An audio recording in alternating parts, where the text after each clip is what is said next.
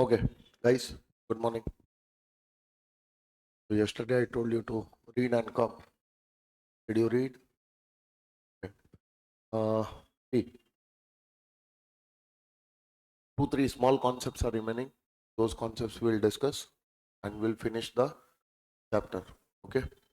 See, uh, yesterday we had a discussion about house property situated outside India. One question also we have solved, right? What we are going to do? We are going to see the other question. The other question is question number 4. This is Rohini Ravi. This question I gave you for homework. Did you solve this question? Did you find the answer? Okay, should I discuss it or fine? Sure? Okay. But still, I'll have a small discussion about this. Why? Because there is a discussion of arrears. Yes, arrears discussion is also there. And one small thing, calculation of interest is also there if I'm not wrong. Right now? See, this is Rohini Ravi, a citizen of the USA. Is resident and ordinary resident. So her status ROR is given in the question. Okay. Now she owns a house property at Los Angeles, USA, which is used as her residence. So can I say this property which she is having in USA, Los Angeles, USA, okay, which she is using as her residence, can I say this property is SOP for her? This is SOP.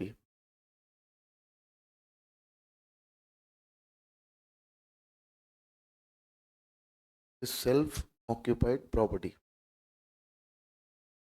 Now, the annual value of the house is $20,000. The value of $1 may be taken as 75.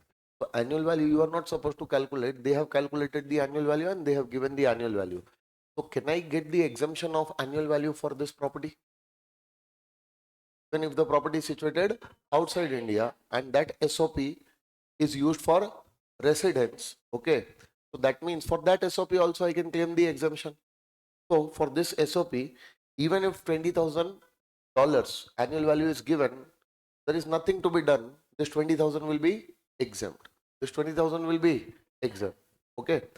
Now she took ownership and possession of a flat in Chennai on 1st July 2025. Be very careful. This year, for the first time, this property she is buying. So she becomes the owner on 1st of July. So 1st of July to 31st March. How many months? 9 months. So ownership is how many months? 9 months. Expected rent has to be calculated for 9 months. If this property is LOP, if this property is LOP, then what we are supposed to do? We are supposed to calculate the expected rent for 9 months. Principal value, fair rent, standard rent, everything will take for 9 months. Yes or no? But fortunately, this property is not LOP. This is also SOP. Why? Because they are saying which is used for used for self occupation while she is in India, meaning that this is also SOP. So for this SOP also she can claim the exemption, and for this SOP also she can claim the exemption. Now the flat was used by her for 7 months only during the year ended 31st March 2026, meaning that this flat owned by her for how many months? 9 months. But out of 9 months she is using for residence for how many months? Only 7 months, meaning the remaining 2 months not used for residence might be kept vacant. Because for those 2 months earning rent, are they mentioning anything like that? If they are not mentioning anything like that, meaning that for the remaining 2 months she is not taking any monetary benefit from the property. So this property can be treated as SOP. Okay. There will be no impact of this information on the status of the property. The status of the property will remain SOP only. Yes or no? Now see, they are saying that the municipal value is given, no use. Where rent is given, no use. She paid the following to Corporation of Chennai, meaning municipal taxes, no use, no use. Why? Because these things will be used only if the annual value has to be calculated. Hello? Since we are taking the exemption for the annual value, we are not going to use all this information. We are going to ignore all these informations. Yes or no? Next one, they had taken a loan from Standard Chartered Bank in June 2023. Can I say date of borrowing? Date of was June 23. Okay. Now, uh, when she acquired the flat, when did she acquire the flat? 1st July 2025. Meaning that it is as good as date of completion of construction. Date of acquisition is as good as date of completion of construction. So can I say DOCOC? DOCOC. Date of completion of construction or date of acquisition. What was the date? 1st of July 2025. So can I say 31st March immediately prior to this? 31st March immediately prior to this will be 31st March 2025. So the date of borrowing, from the date of borrowing till this 31st March, this is pre-construction period or pre-acquisition period. Any interest till 31st March will be treated as pre-construction interest. So that interest usually we calculate. For that, what they will say, they will give me the details of loan, they will give me the details of interest rate, then I will calculate, they will give me the details of repayment, then I will calculate the interest for this pre-construction period. Yes or no? So whatever period is this pre-construction period, during this period, how much interest you have paid to the bank, that interest will become pre-construction interest. But they have directly given this interest to, you can see interest on loan was as under period prior to, can I say period up to 31st March. What is the period prior to 1st April 25? It is the period up to 31st March, no? So till that time, what is the interest they have calculated and given it to me? 49. So can I say for this period, for this entire period, 49,200 interest they have calculated and given it to me? Can I say this is my pre-construction or pre-acquisition interest? Can I say this is my pre-construction interest or pre-acquisition interest? This will be allowed in 5 equal annual installments. Divide by 5. How much? Do it fast. 9,840 will be the 1/5 amount. First time it will be allowed in the year in which the construction or acquisition is completed. So which year the construction or acquisition is completed? 25-26. So this will be allowed with effect from which previous year? Previous year 25-26 onwards. Yes or no? So in previous year 25-26, pre-construction interest, 1/5 installment, first installment will come. How much? 9840. Next installment 9840 in the next year, 26-27. Then 27-28. Then 28-29. And in 29-30, for the last time I will claim 9840 in that year. Yes or no? But this year, in my previous year, I have to claim 9840 as the first installment. Yes or no? But don't you think some interest will become due in my previous year also? Hello? So whatever interest which becomes due in my previous year, can I say in my previous year, 25-26, I have a house property now in Chennai? Hello? So when did I acquire that property? 1st of July. Any interest prior to 1st July, starting from 1st April, 1st April to 30th June, 1st April to, that interest will become due in this year only. So will be allowed in this year only. Because interest deduction is allowed on what basis? Due basis. So this year, can I say this interest which is given starting from 1st of April 25 to 30th June, can I say this interest of 50,800 will become due in this year? Will be claimed in this year. And even this interest will become due in this year only, no? So this will also be allowed as a deduction in current previous year. So how much interest is becoming due your previous year? Earlier 3 months is also becoming due, and the later on 9 months also becoming due in your previous year. Entire year's interest which becomes due in your previous year has to be claimed as a deduction in your previous year. Yes or no? So tell me, how much is this interest? 1 lakh? This. 1 lakh? 1,82,100. And in this 180 to 100, I will have to add 9840 also. So what is the total interest? So total interest is 1,91,940. Now this is the total interest for my Chennai property. It was SOP, which was, can I claim this entire interest? Can I claim this entire interest? Why? Because the loan was taken in June 2023. Loan was taken in June 2000 on or after 1st April 99 for the purpose of purchase or construction. Purchase loan was there, yes or no? And the loan was taken in June 23. Loan was taken in, meaning previous year 23-24. End of the previous year 23-24. Within 5 years from the end of the year in which the loan was taken, the construction or acquisition is also completed. That means the limit will be 2 lakhs. So up to 2 lakhs I can claim the deduction. So tell me, how much is this? 1,91,940 will be allowed fully. Will be allowed. So can I say, if I have to calculate the taxable income of this SOP, the taxable income here will be nil. Taxable income here will be, and if I have to calculate the taxable income of this SOP, it will be nil, but I will also get the deduction for interest. And after taking the deduction for interest, there will be no taxable income, but there will be a loss. Loss of how much? 1,91,940. Everyone got this?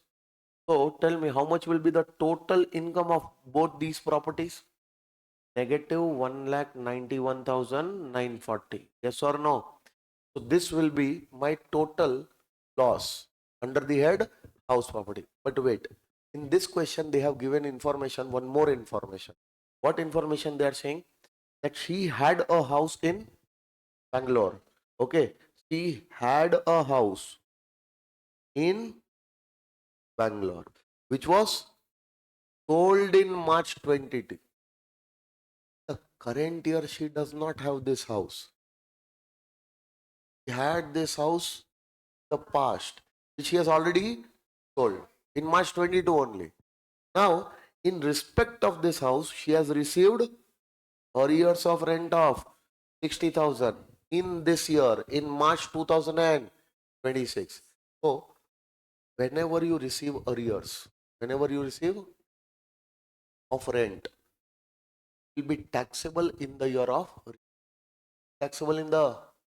of receipt under house property head, even if it is received with respect to a property which is no more owned by you. So it is immaterial whether you are owning that property or not owning that property in the year of receipt to which this arrears relate. Getting my point? So this arrears relates to Bangalore property. Whether you own the Bangalore property or you don't own the property will not make any difference. This arrears will be taxable in the year in which it is received under the head house property. But after taking 30% standard deduction. After taking 30% standard deduction. So can I say for this Bangalore property 60,000 arrears you received? This will be also taxable under the head house property, but you are supposed to take the standard deduction. How much? 30%. So 30% of 60,000 will be 18,000 standard deduction you will take, and taxable income will be, now see, you have one taxable income and you have this loss. Can I say this loss will be adjusted against your taxable income to the extent of 42,000? So I will write 42,000 over here. So the loss will be adjusted against your taxable income up to 42,000 and still some loss will remain.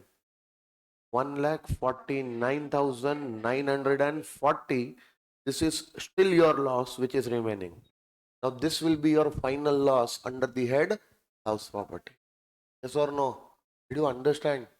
Okay. Now what they are saying? Compute the income chargeable from house property. Income chargeable from house property of Mrs. Rohini Ravi for the assessment year 26, 27 if she has exercised the option of shifting out of the default tax regime. If she is shifting out, no, that is the reason why we are taking the deduction for interest from that Chennai property. If she was not shifting out, then that interest we would not have calculated only because it was not allowed. Yes or no? In that case, Chennai property income would be nil. And that Los Angeles property will be nil. Only that 42,000 will be taxable. So your taxable income, final taxable income will be 42,000. Yes or no? But since she is shifting from 115 BSE, hello, he is also going to get the deduction for interest. So that interest we are first calculating and that interest we are taking as a deduction from Chennai SOP. Getting my point? Making it a loss. And income from Los Angeles property was nil. There is one income which is a loss and there is one more income 42,000. If I'll add all of them, there will be a total loss of 1,49,940. Did you understand this? Everyone? Or no? Okay. See, this was your question. Okay. Now see, 2, 3 small concepts we are supposed to do. Then we're supposed to move ahead. Okay. The first concept, no, LOP. LOP discussion we have already done. SOP discussion we have already done. DLOP discussion we have already done. Partly let out, partly self-occupied based on time and based on area. This discussion also we have done. Now there is one more small discussion. See, this was your 23-1. This was your 23-1. This was your 23-2. This was your 23-4. This was your 23-3. And this was your 23-1 and 23-2. LOP as well as SOP. Yes or no? Now there is one property which is held. Held as what? Stock in trade. Property which is, for this property we are going to do the discussion now. Last discussion for section 23. Then section 23 will be over. Yes or no? So can you have a property as a stock in trade? Yes or no? So property is held as what? Stock in trade. Now who will hold the property as stock in trade? Assessee. Meaning the business of the assessee will be buying and selling the property. Meaning he is a property dealer. Or the business will be to construct the properties. Business will be to construct the properties and sell the properties. Yes or no? So if you are in the business of dealing in properties or constructing in properties, so for you, the property will be your stock in trade. Property will be your. Now, if the property which is your stock in trade, if you buy this property and you sell this property, income will be there. That will be your PGBP income because you are in the business of buying and selling. So whatever income you are going to get from selling the property will be taxable under the head PGBP. Yes or no? What if you are in the business of construction, constructing the property and selling? Whatever income you are going to get by selling the property will be taxable under the head PGBP. See, buying the property is selling the property. Constructing the property is selling the property. You are in the business, no? So, in this business, what is your income?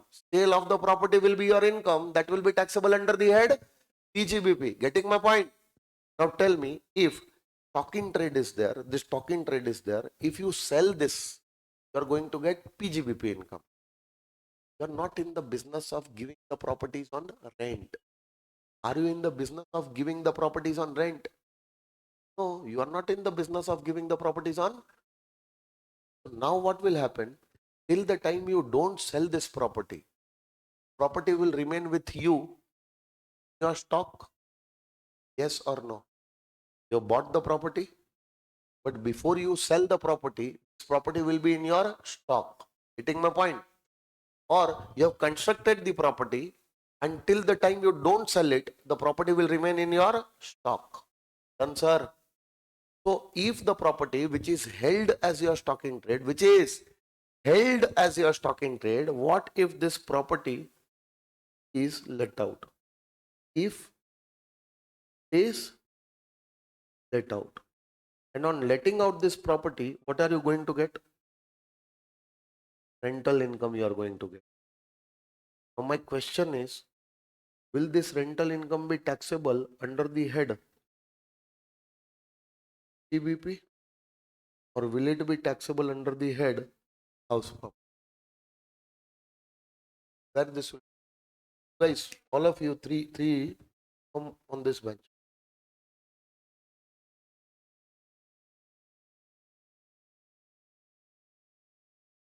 Come first.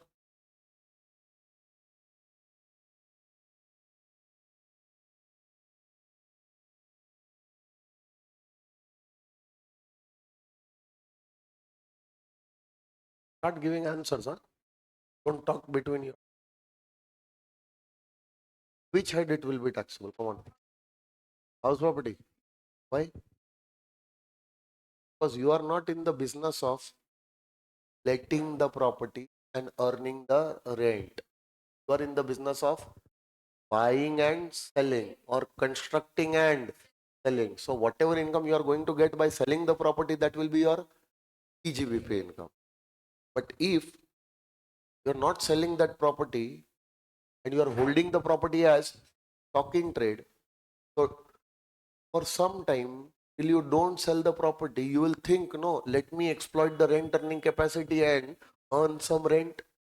So with this intention to exploit the rent earning capacity and on the rental income, you gave the property on rent.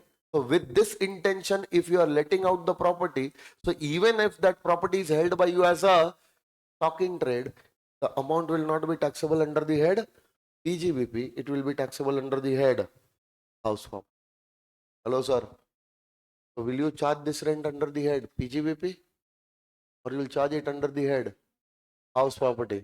Under the head house property. Don't make this mistake, okay? Don't charge this rent under the head PGBP, thinking that the property was held as what? Stock in trade. So let me charge this rent under the head PGBP. That will be wrong. Getting my point? Now pay attention. See, now what happens?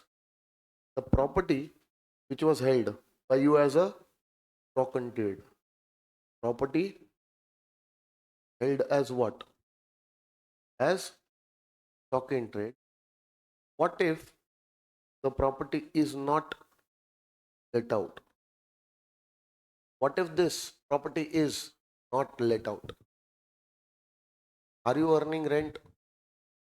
But still the property will have a rent earning capacity.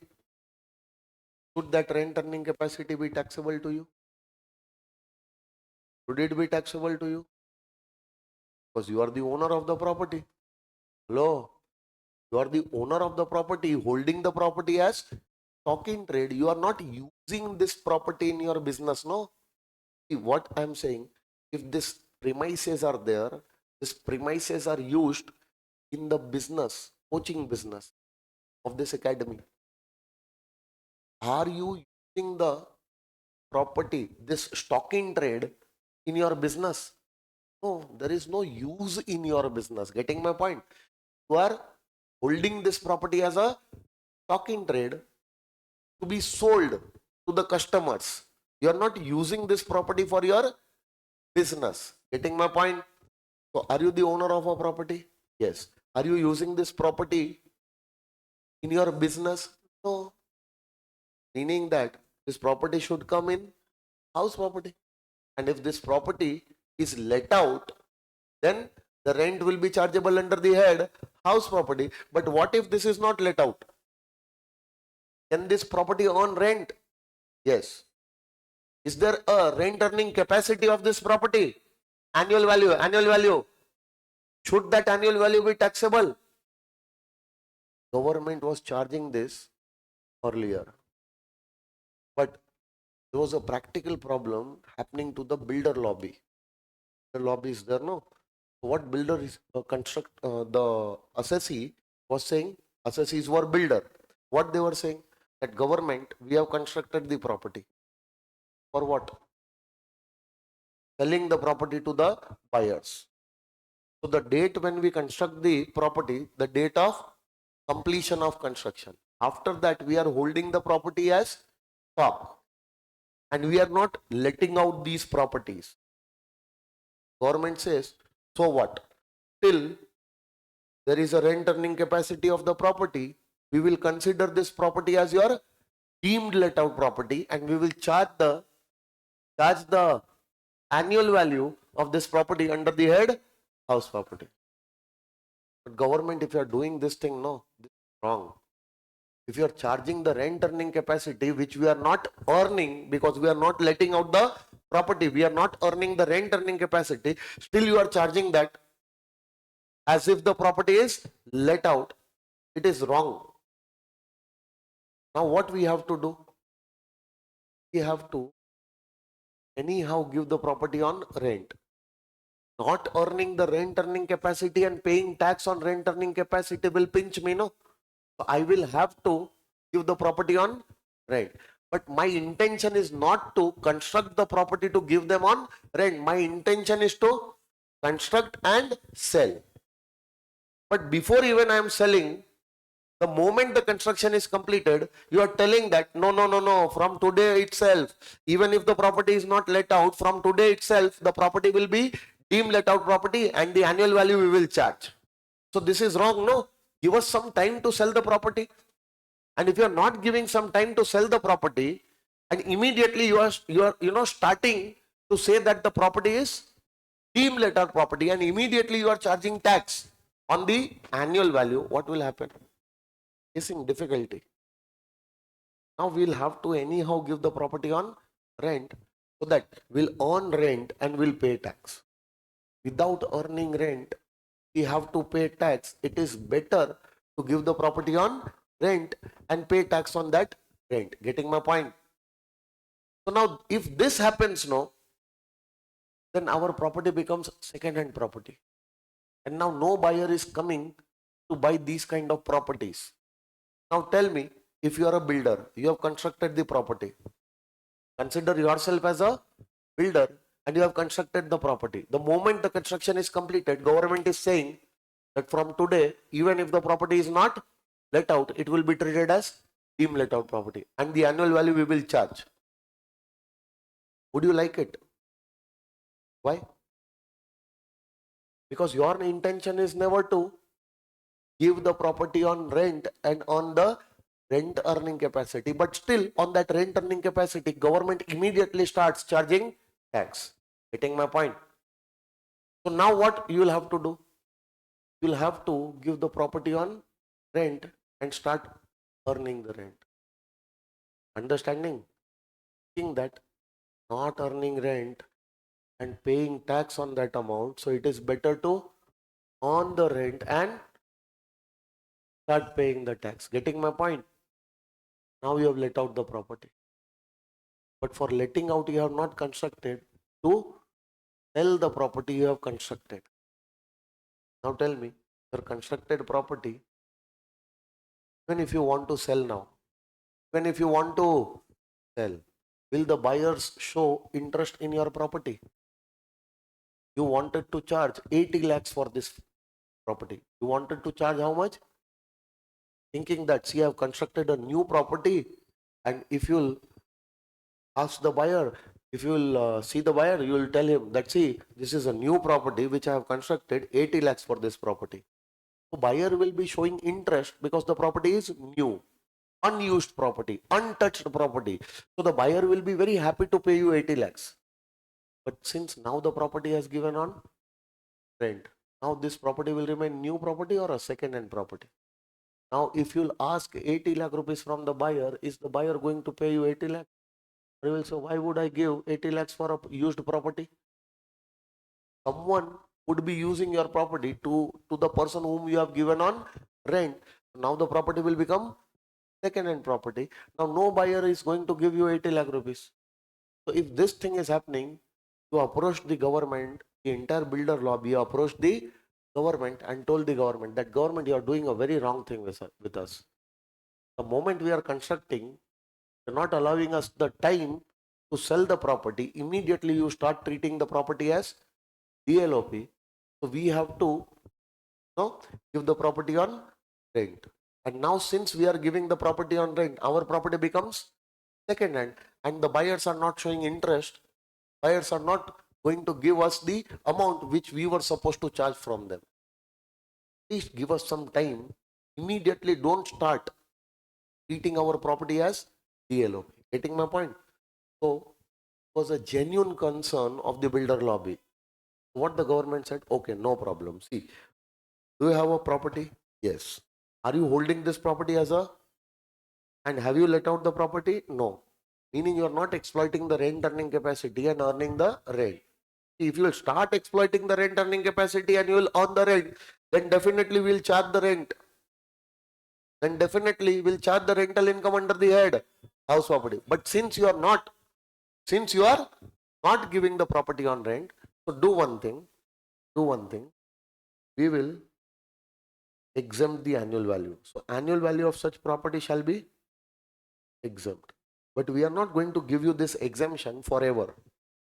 Immediately we will not start saying that the property is DLOP. We will give you the exemption of the annual value. Yes or no?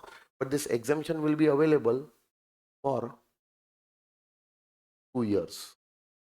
From the end of the financial year in which construction was complete. Tell me, is it a sufficient time to find a buyer and sell your property? The year in which the construction is completed, that year also your annual value will be exempt. And after the end of that year, for 2 more years, the property's annual value will be exempt. We will not immediately start treating the property as your DLOP and we will give you the exemption of the annual value. And this annual value exemption is given under section 23. You see 23.1 LOP, so 23.2 SOP, 23.4 DLOP, 23.3 partly let off, partly self-occupied based on time. So the property which is held as stock in trade for this 23.5 is there. But 23.5 talks only about those properties which are held as stock in trade and which is not actually let out, which is not. So the annual value of such type of property will be exempt. It will be exempt for 2 years from the end of the financial year in which the property was constructed. So for example, the property constructed in previous year 25-26. So can I say in previous year 25-26 your annual value will be exempt? So in the year of construction it will be exempt, and after the end of this year for 2 more years the annual value will be exempt. So can I say previous year 26-27 and previous year 27-28, for these years also your annual value will be exempt? Yes or no? Now 27-28 is over. 27-28 is, this is enough time to sell your property. We have given the year of construction also. After that also we have given 2 years. In these 2 years, sell your property as a new property, no? Definitely you are going to get some or the other buyer. So this is enough time which we have given. Now even after 27-28, you are holding the property as your stock in trade. Hello? And this property is not let out. Then after 27, 28, if this same property is held as your stock in trade and it is not let out, and from that year onwards, we'll start treating the property as your DLOP and we'll charge the annual value under the head house property. Will you remember this? Sure. 335. Okay. So can I say with effect from previous year 28, 29. If the property is still held as what? Stock in trade and it is still not let out, then it will be treated as DLOP and the annual value will now be calculated and it will be taxable. How to calculate the annual value of DLOP that you already know. Answer. I move ahead. This was your property held as stock in trade. Now property situated outside India, we have already seen this and two questions for that also we have solved. Now let's move to the next concept. Next concept is beta. This thing taxes first done.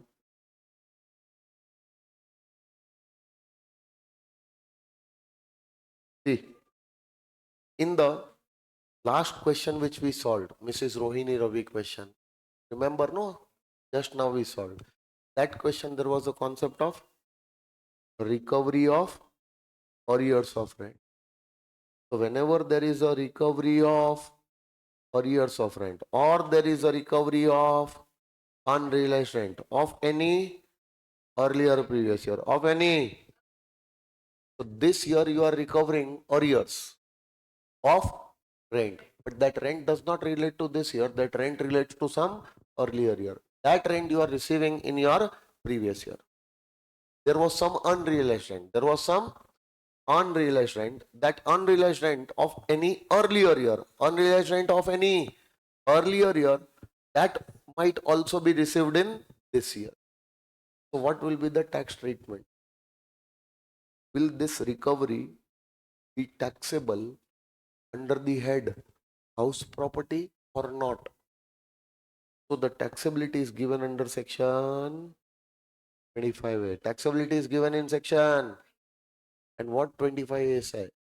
That if you have recovered arrears, if you have recovered during the previous year 25, 26, and that arrears was relating to some earlier year, then that arrears will be taxable under the head house property in the year of recovery, in the year of recovery to the extent of 70% only, meaning after taking the deduction for standard deduction. Yes or no? So take 30% standard deduction and whatever balance amount is there, that will be taxable in the year of recovery. In the year of recovery, amount will be taxable even if you are not the owner of that property to which this arrears relate.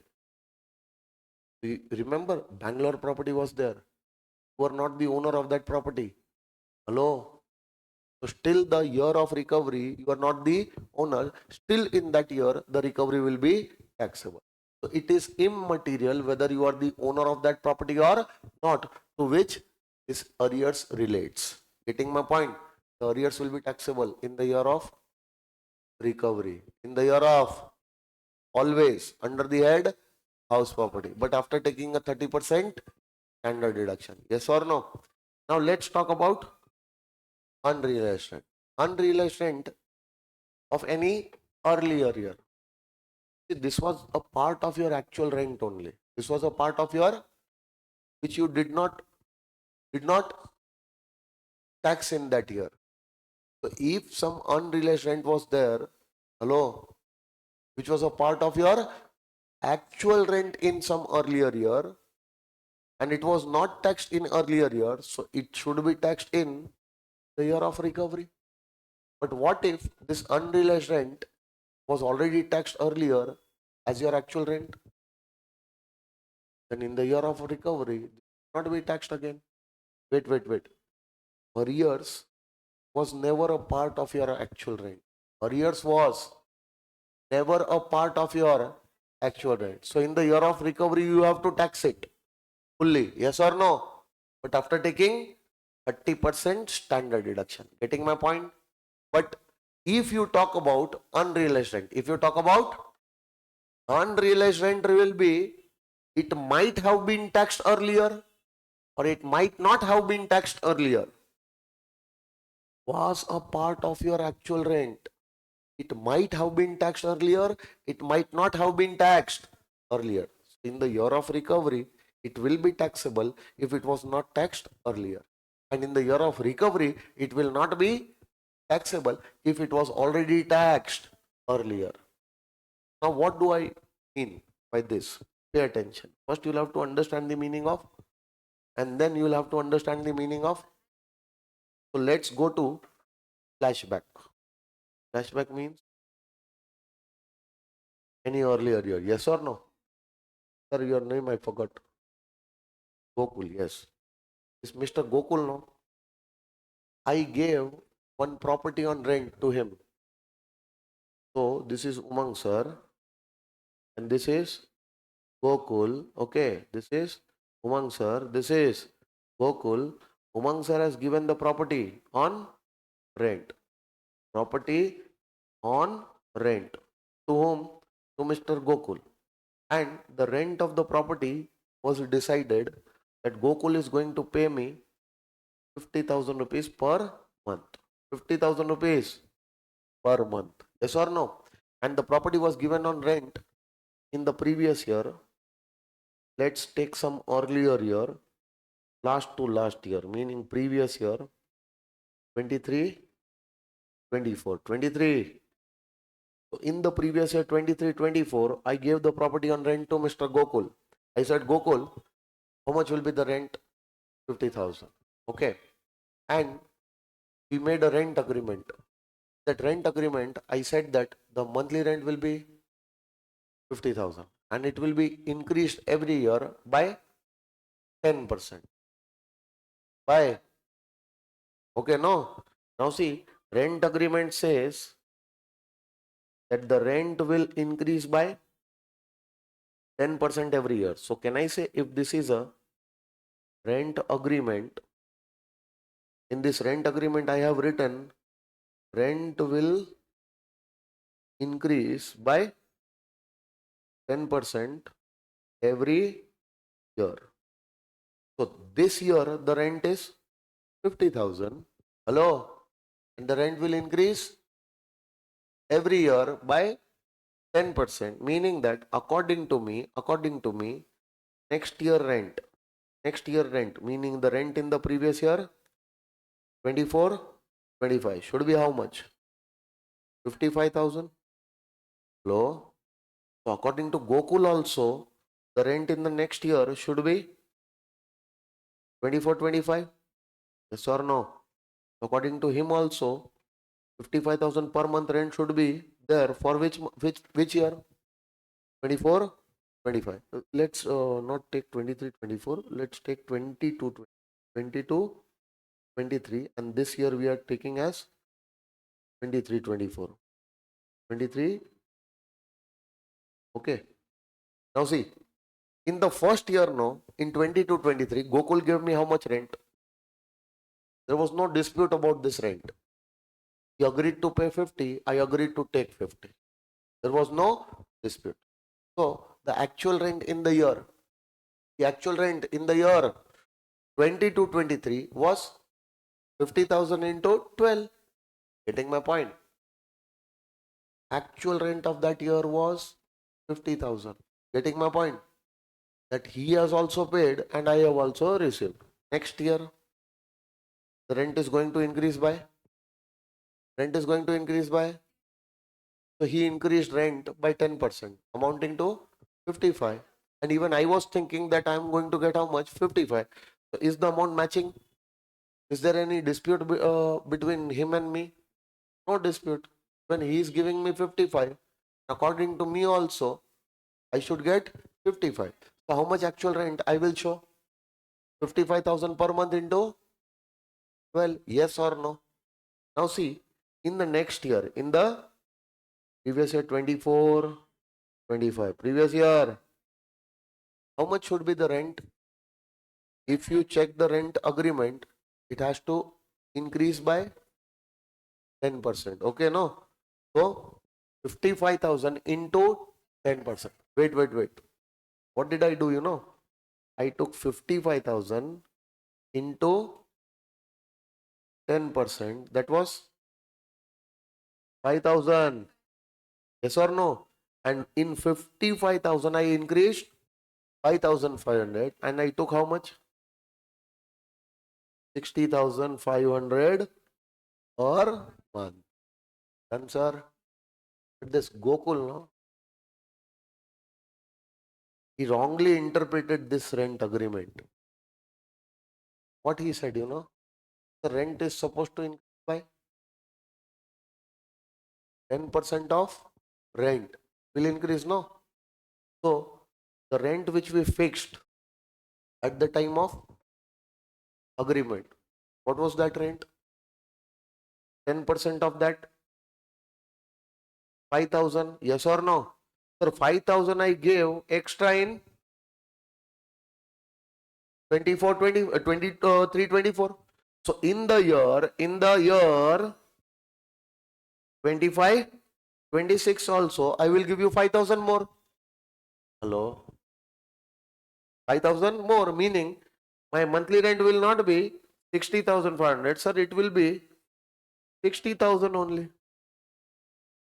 Don't you think the rent which he wants to give and the rent which I want to receive not matching? There is no dispute about 60. There will be a dispute about 500 rupees. Getting my point? According to him, the rent should be 60,000. And according to me, then no.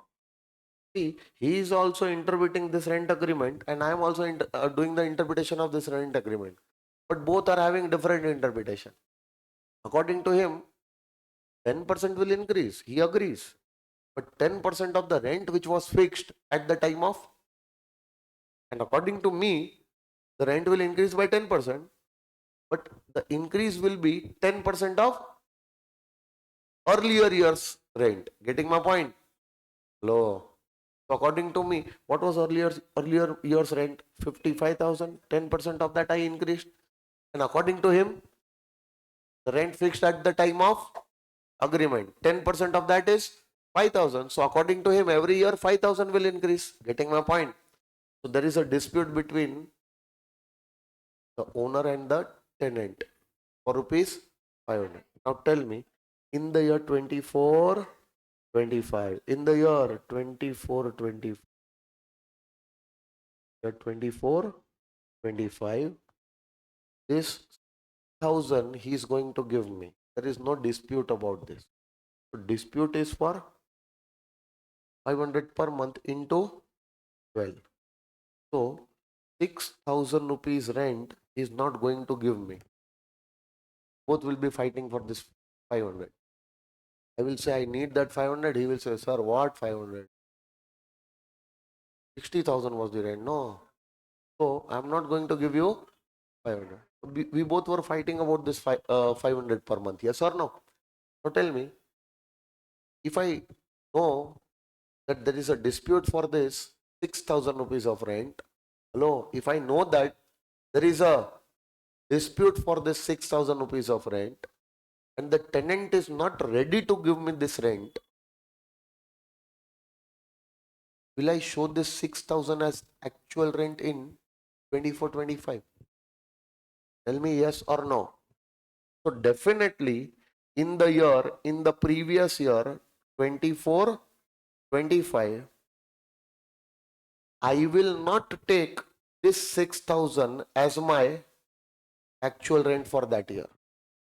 Because I don't know that whether I am going to get this 6,000 or not. Because there was a dispute about this 6,000. Understanding? If the rent is in dispute and I did not know that whether I'm going to get that rent in future or Not. Definitely, I'm not going to show that rent as my actual rent. What if I will show this amount as my actual rent? I will have to pay tax on this amount. And what if later on the Gokul is not giving me this 6,000? Unnecessarily, I will have to pay tax on this 6,000. I will keep this rent outside the calculation of actual rent in the previous year 24-25. I will not show this amount as my actual rent. So in that year, how much actual rent I will show? The rent which is actually giving 60,000. 60,000 into 12 will be 7 lakh 20. Hello. But according to me, how much I should have get? 7 lakh 26. 7 lakh. I was supposed to get 7 lakh 26. But how much he is giving? 7 lakh 20. There is a dispute of 6,000. Till the time that dispute is not resolved, I don't know that whether I'm going to get that 6,000 or not. So in the year 24-25, how much actual rent I will actually show? Did I make this 6,000 as a part of my actual rent in 24-25? No. So this was not a part of my actual rent in the year 24-25. Getting my point? Now in 25-26, in the dispute got resolved. Gokul came to me that, sorry sir, I misinterpreted the rent agreement. I thought that 5,000 will increase, but actually you were correct, sir. 5,500 should increase, so that 500 per month multiplied by 12, 6,000 rupees, which I kept in arrears, I did not give you in 24-25. Let me give you that amount. Let me give you that. Getting my point or not? That 6,000 rupees was in arrears, which I did not get. I will receive that amount in this year. Understood or not? So 25A says that if this 6,000 which you never show, you have not shown as a part of your actual rate. Later on in previous year 25-26, if you will receive this amount, the amount will also be taxable under the head house property. As per 25 will be 25A. This will be taxable under the head house property, because it was supposed to be taxed as your rent under the head house property. So in the year of recovery also it will be taxable under the head house property, even if you are not the owner of that property to which this arrears relates. Getting my point? But remember, if you would have shown this 6,000 as a part of rent in that year, so this 6,000, from this 6,000 also you would have got the deduction of 30%. Yes or no? So now in the year of recovery also, don't show this entire amount taxable, take 30% standard deduction.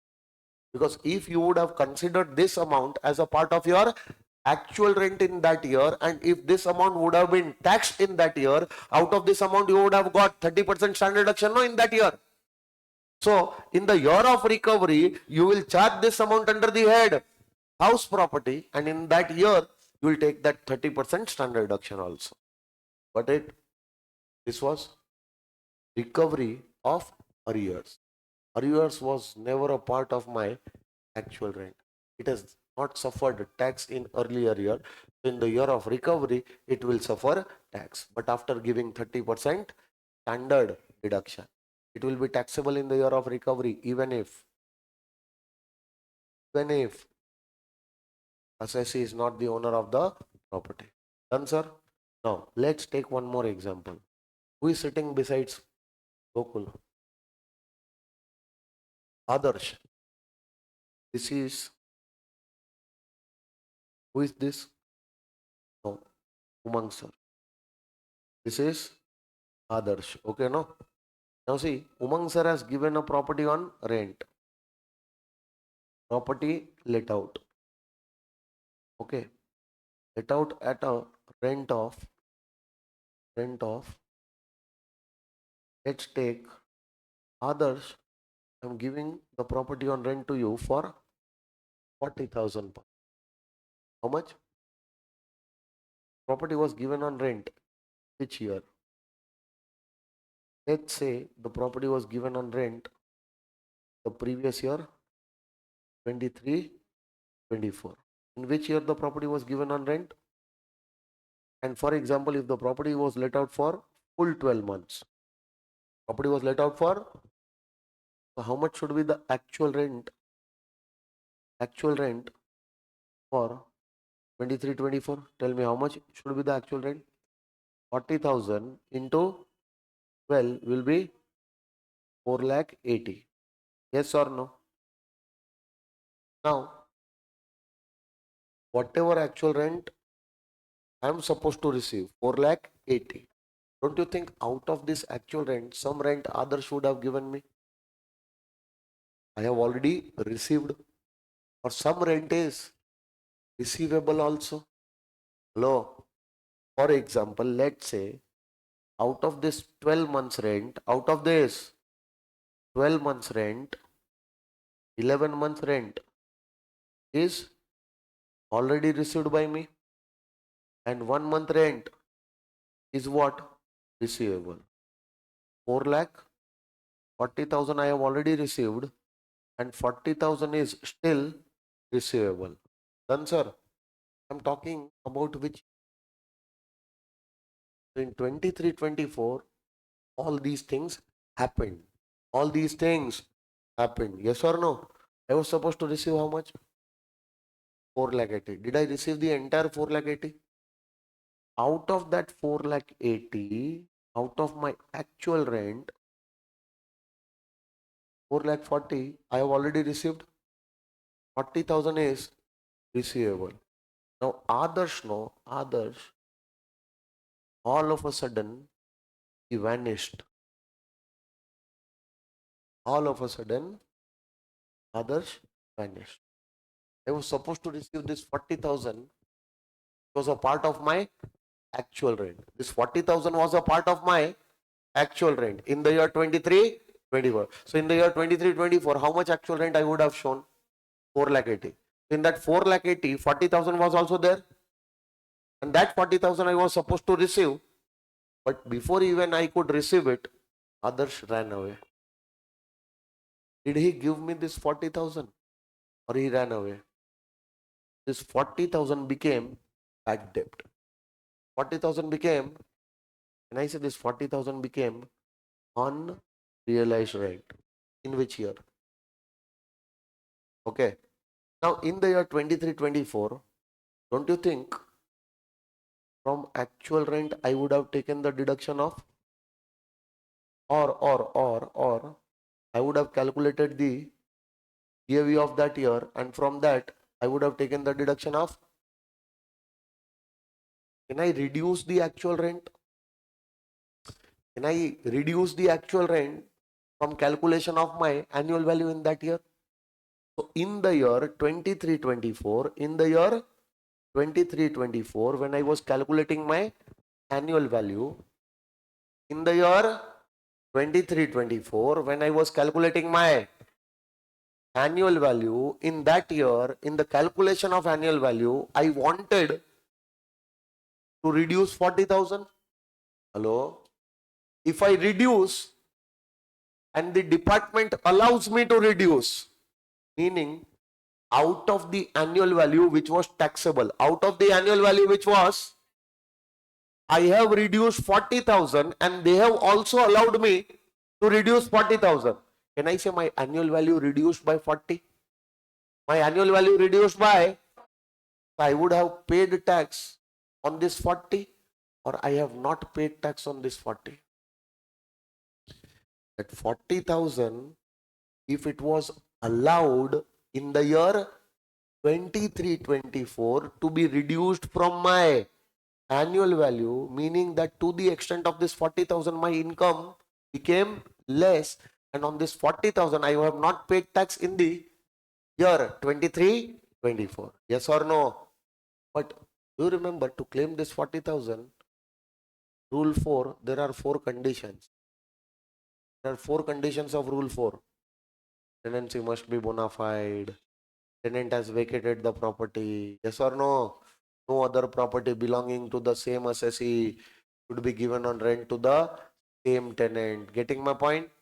You have made all the, you have taken all the legal steps to recover the unrealized rent. These are the four conditions. If you fulfill all these conditions, only then from the annual value calculation you can reduce unrealized rent. Only then we will not charge tax on this amount of rent. Yes or no? But what if you did not satisfy any condition of Rule 4, or one of the conditions of Rule 4 was not satisfied? What will happen? Will you reduce the unrealized rent? Yes, you will reduce, but they will not allow. They will again say, add it back. Add it back. This amount we are not going to reduce from the calculation of your annual value. They will tell you to add back that amount and they will tell you to pay tax on this amount. Was it allowed or it was not allowed? It was not allowed. Meaning that you wanted to reduce this amount from the calculation of your annual value in that year, but it was not allowed since you did not satisfy the conditions of Rule 4. Yes or no? So you wanted to reduce, you have reduced from GAV. But they said, no, no, we are not going to allow, don't reduce, add it back. That means reduce your annual value by 40. They said not allowed, you will have to add back. This 40 was already part of that year's annual value. This 40 was already a part of that year's annual value, and on this 40 you would have definitely paid tax in that year. Getting my point? Now make this thing very clear that unrealized rent was a part of actual rent, was a part of which became due but could not recover. You could not. Now tell me, unrealized rent, if it was allowed, if it was on this unrealized rent, have you paid tax or you have not paid tax? Definitely, if it was allowed on this amount, you have not paid tax. But what if the unrealized rent was not allowed? Was it taxed or it was not taxed? Understood? No. So if I write this, pay attention. Unrealized rent allowed earlier. Allowed and unrealized rent not allowed earlier. Allowed means you can reduce this from the annual value. You reduced it from your annual value. So on this amount, have you paid tax or it was untaxed? So this amount was untaxed. Untaxed or not taxed. Getting my point? Hello? And what about the unrealized rent not allowed earlier? Did you reduce it? Yes. But it was already added back, and on this amount you have already paid tax. So can I say it is taxed? Pay attention, huh? Very important thing. If unrealized rent was allowed earlier, on this amount, no tax was charged. Now later on, if you receive this amount, then should it be taxed? Earlier we did not tax, but in the recovery, at least pay tax, no? Hello, pay attention. This was meaning on this amount, have you already paid tax? In the recovery, again you will pay tax. Or what will you do? Ignore. Understanding? So now tell me, 40,000 was my unrealized rent. How much was my unrealized rent? Now I'm giving you three cases. Okay. Your unrealized rent was how much? 40,000. Allowed? Not allowed. First case, let's say full 40,000 allowed. What did I say? Meaning how much was not allowed? Zero. Entire 40,000 they allowed, no? Meaning how much they did not allow? Zero. Getting my point? Second case. What was your unrealized rent, guys? Now, they are saying that entire 40,000 not allowed. So how much was allowed? Zero. Understanding? Have you paid tax on this amount? Have you paid tax on this amount? No. Later on, whenever it will be recovered, on this amount you will have to pay tax. No. Have you paid tax on this amount? But later on, whenever you will receive this amount, at that time you don't pay tax on this. Or no? Now 40,000, third case, 40,000. Now they allowed 25,000 out of, sorry, 15,000 out of this.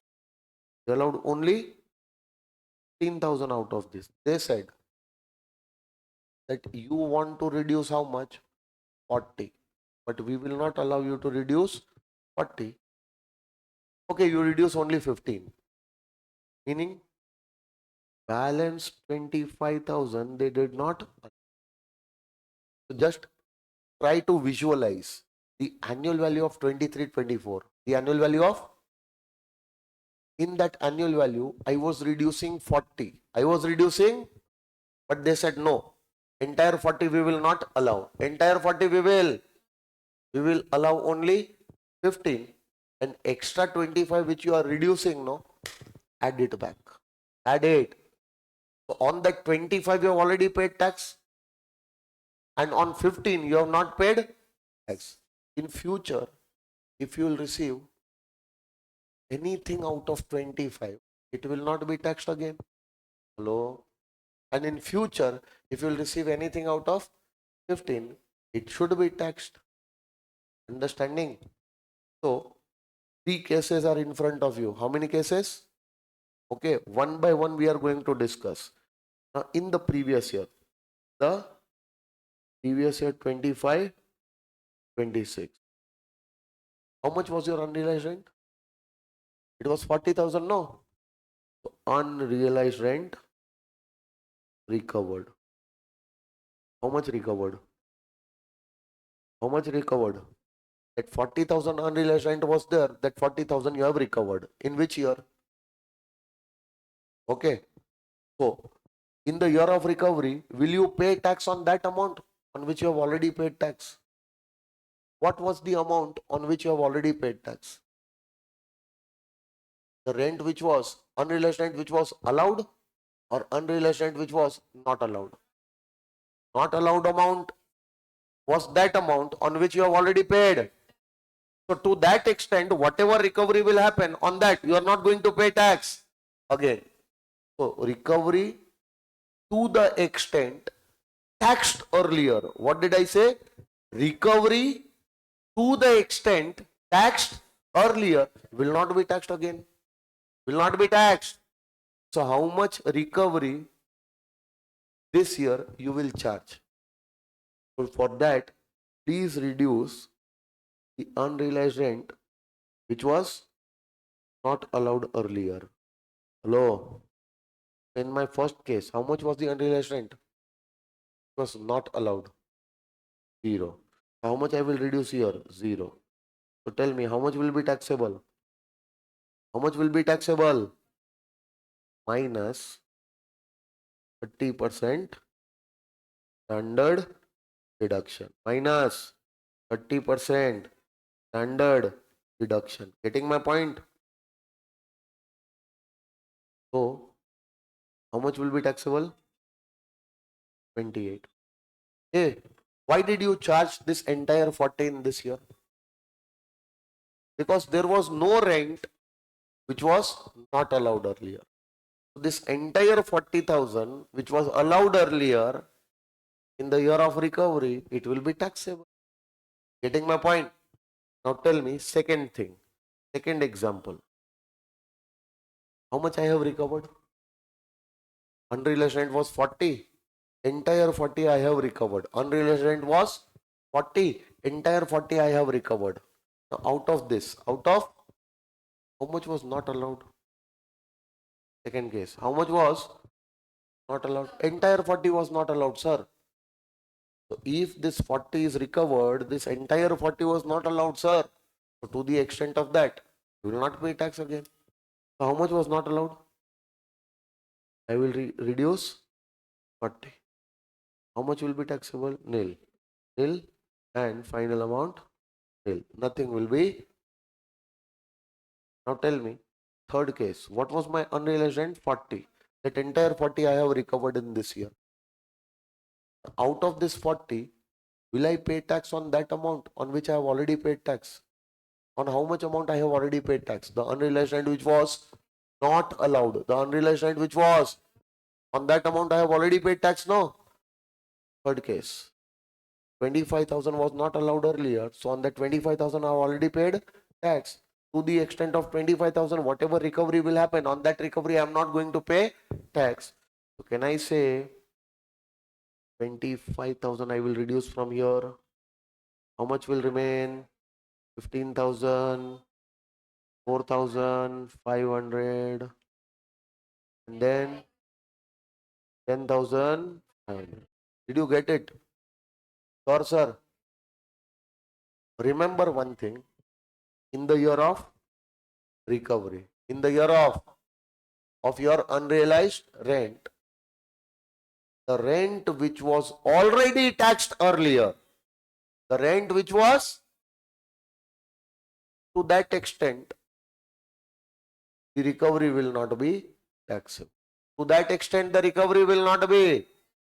So first thing, you are supposed to see that how much was the unrealized rent. Hello. Second thing, how much is allowed. How much is allowed. Third thing, how much is not allowed. Okay. And fourth, now see, in your current year, how much you have recovered. How much you have? If you have recovered that unrealized rent fully, if you have recovered that unrealized rent fully, out of that recovery, you are not going to pay tax on that recovery which was already taxed earlier. So first thing you are going to reduce is what? Unrealized rent which was not allowed earlier. To that extent, your recovery will not be again taxed. So in the year of recovery, in the year of, out of your unrealized rent recovered, out of your unrealized rent recovered, reduce that unrealized rent which was not allowed earlier because that has already suffered tax earlier. Any recovery over and above that amount will only be taxable. Any recovery over and above the amount which was not taxed earlier, any recovery over and above that amount which was not taxed earlier will only be taxable. Will only be. So this was the three case. Okay. Now tell me, is it necessary that others who made unrealized rent of 40,000? How much was the unrealized rent others? 40. You ran away with my 40. Is it necessary that always I will recover full unrealized rent? I found him on the bus stop. Okay. He was with some of his friends.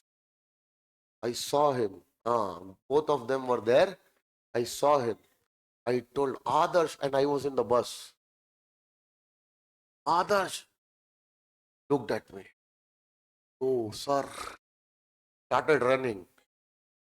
I jumped out of the bus. I chased him. I chased him and I caught him. After catching him, no, gave him two slaps.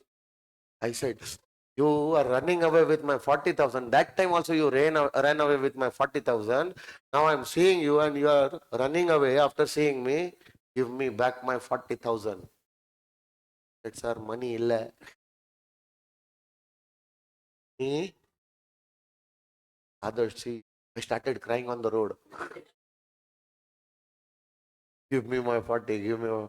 Others was, becoming very conscious of what he is doing. He has caught me and he is, crying on the road. Others said, sir, don't cry, don't cry. 40,000 I don't have right now. I have only 25,000. Sorry, I have only 20,000. How much? So this year, could I recover 40? Actual unrealized was 40, but it is not necessary, no, that in the year of recovery, you will recover the entire unrealized. Is it possible to recover full? Yes, it is possible, but it is not necessary that you will recover the full unrealized. So this time I recovered how much? Entire 40? No, I recovered only. So recovery 20,000 I will write. Hello, how much I will write? 20,000. So out of 20,000 which I am recovering right now, how much was not allowed earlier?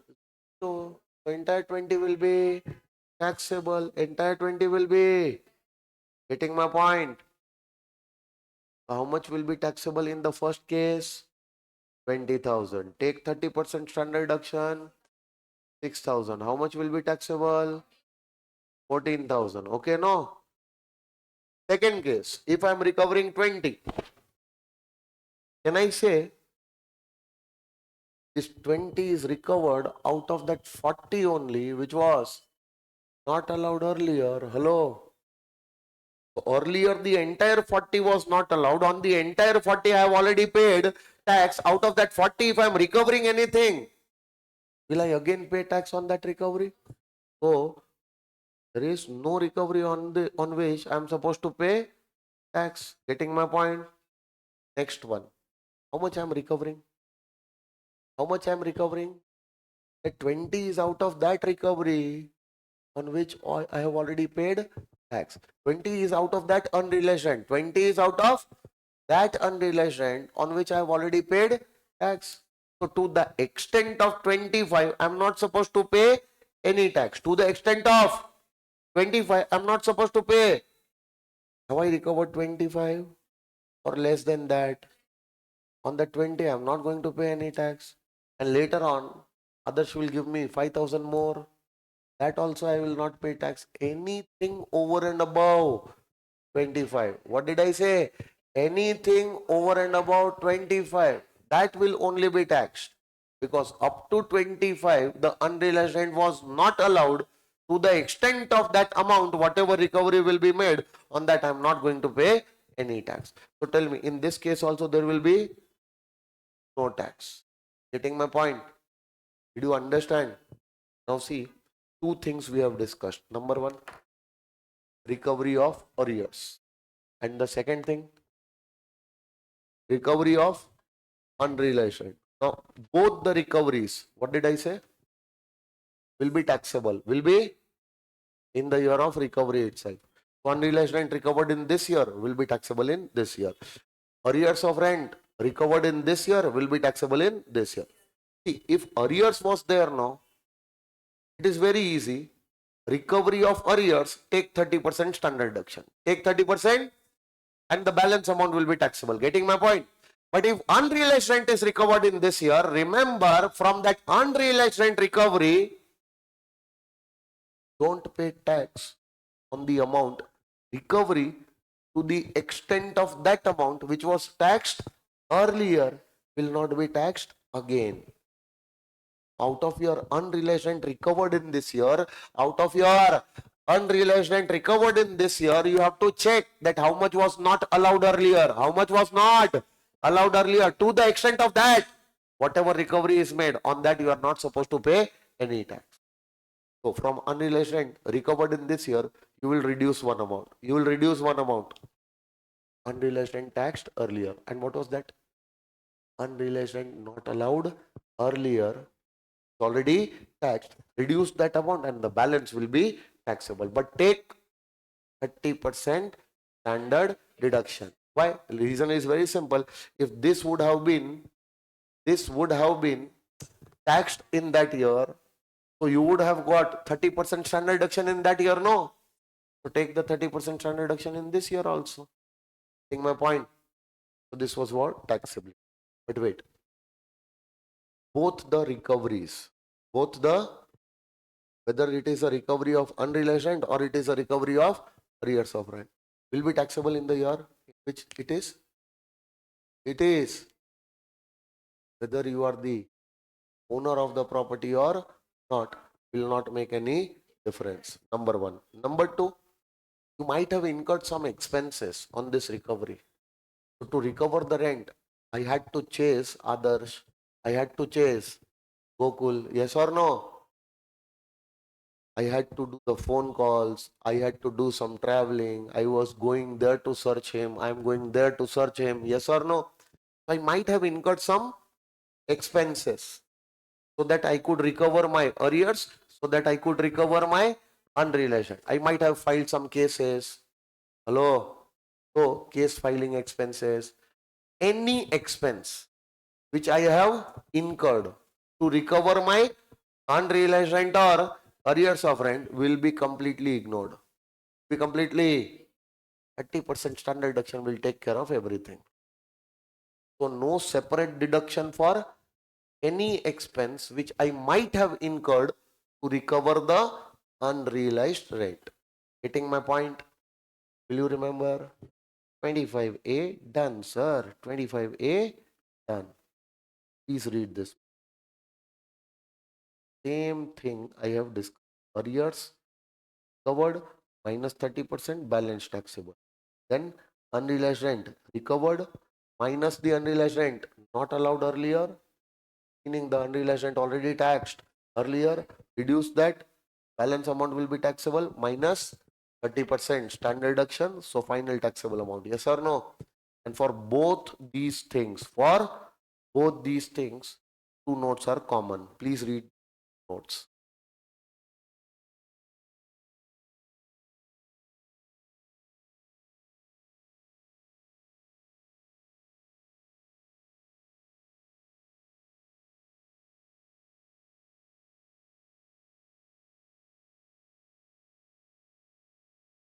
This also I have explained. This also I have done. One question is come to ICS.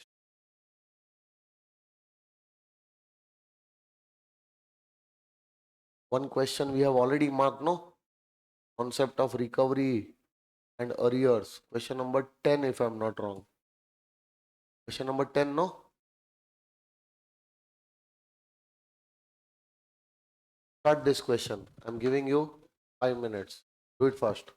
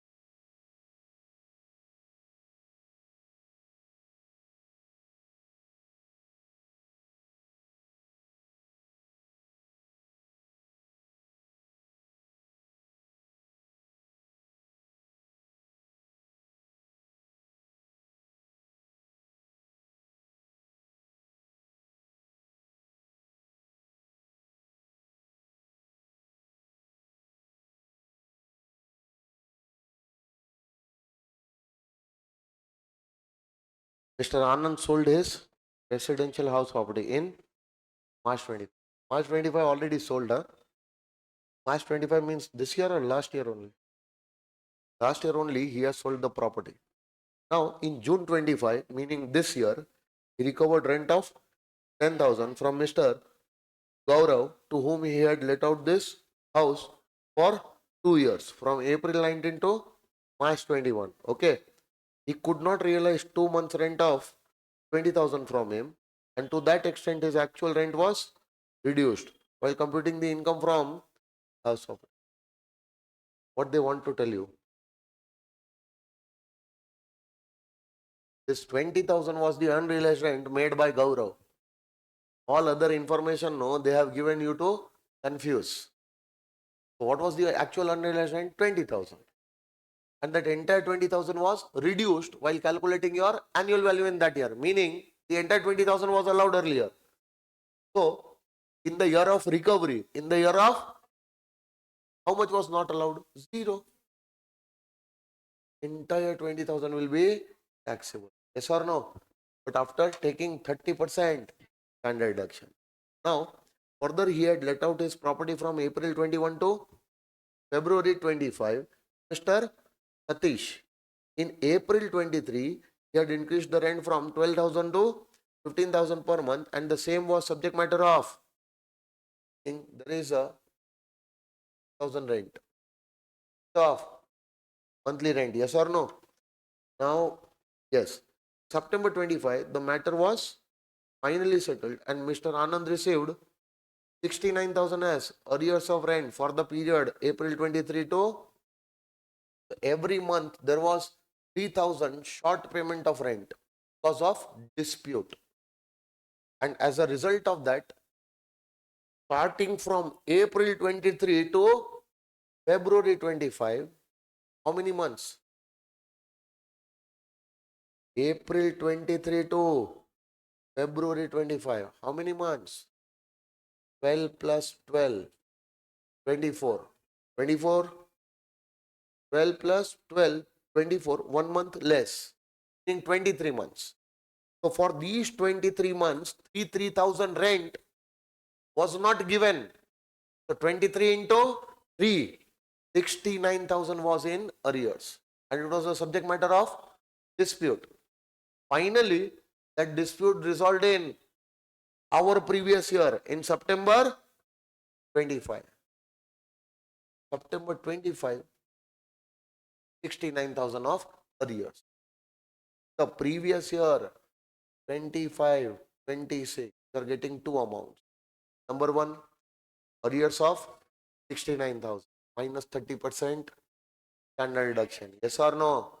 Number two, unrealized rent of earlier year recovered in this year. How much was allowed, how much was not allowed earlier? 0. Meaning that entire 20,000 was allowed, entire 20,000 was, entire 20,000 has not suffered tax earlier. So on that 20,000 you are going to pay tax in. So 20,000 which was unrealized rent of earlier year, the recovering in this year will be taxable fully in this year, because out of this there was nothing which was not allowed. There was nothing which was already taxed. On this entire 20 you are supposed to pay tax now. Getting my point? So 20,000 is recovery minus unrealized not allowed earlier. 0. Balance is 20. On the 20 you are supposed to pay tax, but after taking 30% standard deduction. Will you remember this, everyone? So could not, oh, sorry. 2 months. My mistake, my mistake. 2 months rent of rupees 20,000. 2 months rent of rupees 20,000, and to this extent is actual rent. Guys, 2 months rent will be 20,000 only. No, because rent of 10,000. Okay. 20,000 you are recovering only 10,000. So 2 months rent was unrealized rent, and you are recovering how much? Entire 20 or only 10? This 10 was already allowed. There was nothing which was not allowed. There was nothing which was not allowed. So this entire 10,000 will be taxable. Okay. So out of 20, 10 is received. The 10 will be taxable because there was no amount which was not allowed. So 10,000 minus 30%. Only 7,000 will be taxable. So out of this 10,000 only 7,000. And out of this 69,000,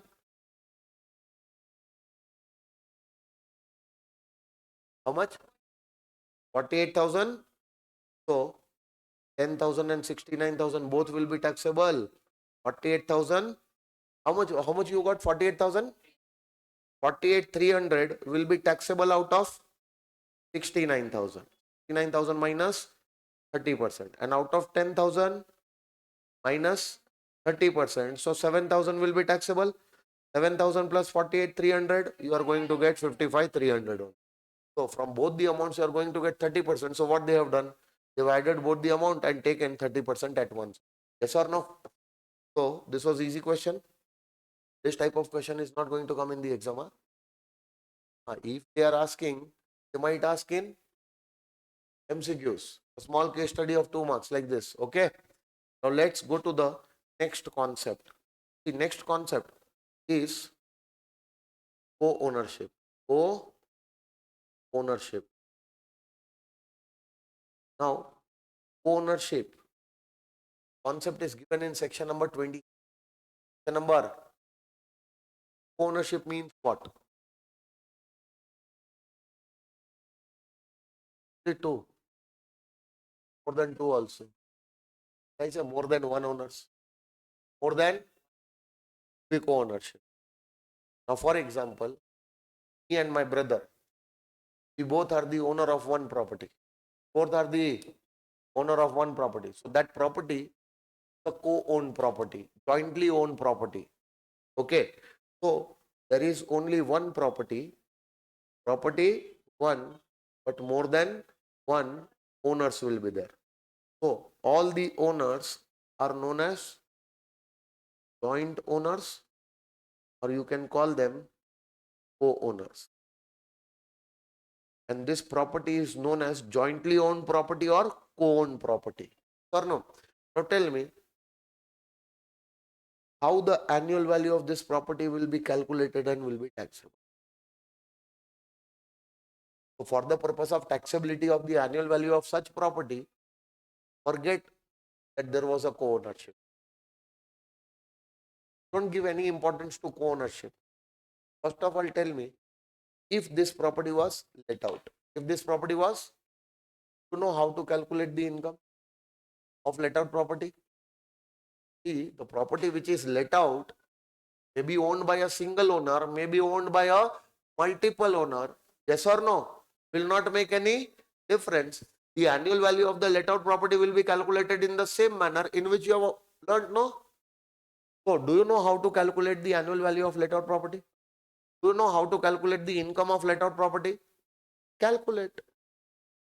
Now tell me that income taxable for one owner or multiple owners? Amount will be taxable for my brother also. This amount will be taxable for me also. Yes? No. This amount is taxable for my brother also. This amount is taxable for me also. One amount is taxed twice, no? No. Is not the income of my brother. Full income is not the income of my brother. This full income is not the income of myself. Yes or no? Don't you think out of this some income belongs to my brother and some income belongs to me? So first what will you do? Calculate the income as if there is no co-ownership. Calculate the income as if there is no ownership. Yes or no? No co-ownership. Now, the income which you have calculated, you have to divide that income in the ownership ratio. Which ratio? Out of this income, some income will be my income, will be taxable in my total income as my house property income. Out of this income, some income will be my brother's income that will be taxable for my brother in his total income as his house property income. So first of all, we'll have to check whether this property was LOP. If this property is given on rent, the property is let out property. So calculate the income. Calculate the taxable income of this property, and now that taxable income will be divided into co-owners. What ratio? Ownership ratio. If me and my brother, we both are equal owners, we both are, then what we are going to do? We are going to distribute this income into 1:1. 1 by 2 will be my house property income, 1 by 2 will be his house property income. Yes or no? But to do that, share of each co-owner in the property should be known. Should be, or should be ascertainable. To know the share of each co-owner in the property, or it can be ascertained only then in the ownership ratio income can be divided. But what if share of each owner is not known, or it cannot be ascertained also? In that case, what are you going to do? Tell me. Well, meaning you are trying to define the share which is undefined. How can you do that? You cannot define the share which is undefined, not known, or which cannot be ascertained by assuming that 50-50. No, it cannot be done. So if the share of each co-owner in the property is ascertainable or is known, then calculate the income and divide that income in the ownership ratio. Hello? But if the share is not known or it cannot be ascertained, then income cannot be divided. This income cannot be. Now what will happen, you know? Me and my brother both will be treated as a single person. Me and my brother both will be together treated as a single person. We will be known as AOP, or the department will consider me and my brother as AOP and BOI, and in the hands of this AOP and BOI, this income will be taxable. If the share is not known, then you both together pay tax on this. Some income taxable for you, some income taxable for your brother cannot be done. Why? Because the share is not known or it is not ascertainable. So some income taxable for you, some income taxable for your brother cannot be done. So that does not mean that we are not going to charge tax on this income. We are going to charge tax on this income also. Even if the share is not known, even if the share is unascertainable, yes or no? But in that case, we are going to charge tax on this income from both of you together by giving you the status of AOP or BO. Now the department will start treating you both as AOP or BOI, and now both of you pay tax on this. Now you internally decide that how much tax is to be paid by which owner, but that tax we are going to take from both of you. Take my point. So this was co-owned property if it is let out. If it is, so what if there is a co-owned property? What if there is a co-owned property and the share is known? And the share is known, or it can be ascertained. What will you do? Calculate the income as if there is no co-ownership, and whatever income you have calculated, divide in the ratio of ownership. Hello, sir. And if the share is not known or not ascertainable, then calculate the income as if there is no co-ownership, but that income cannot be divided. So all the co-owners will be given a single status, AOP or BOI, and now that income will be taxable in the hands of that AOP or. You remember this, everyone? Now what if this property was some part of the property was self-occupied, some part was self-occupied by owner 1 and some was by owner or not?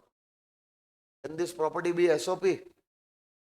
Oh, but this entire property is not the SOP of single owner. Out of this, some part is the SOP of one owner and some part is the SOP of another owner.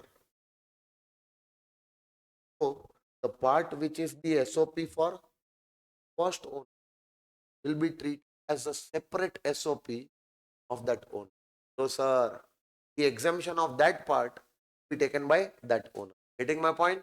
And the part which is SOP for another owner will be treated as a separate property for that owner. The exemption for this part as SOP will be claimed by second owner. Now, what are you going to do? The part of property self-occupied by you, that as your separate SOP. Exemption for that SOP you are going to claim. Getting my point?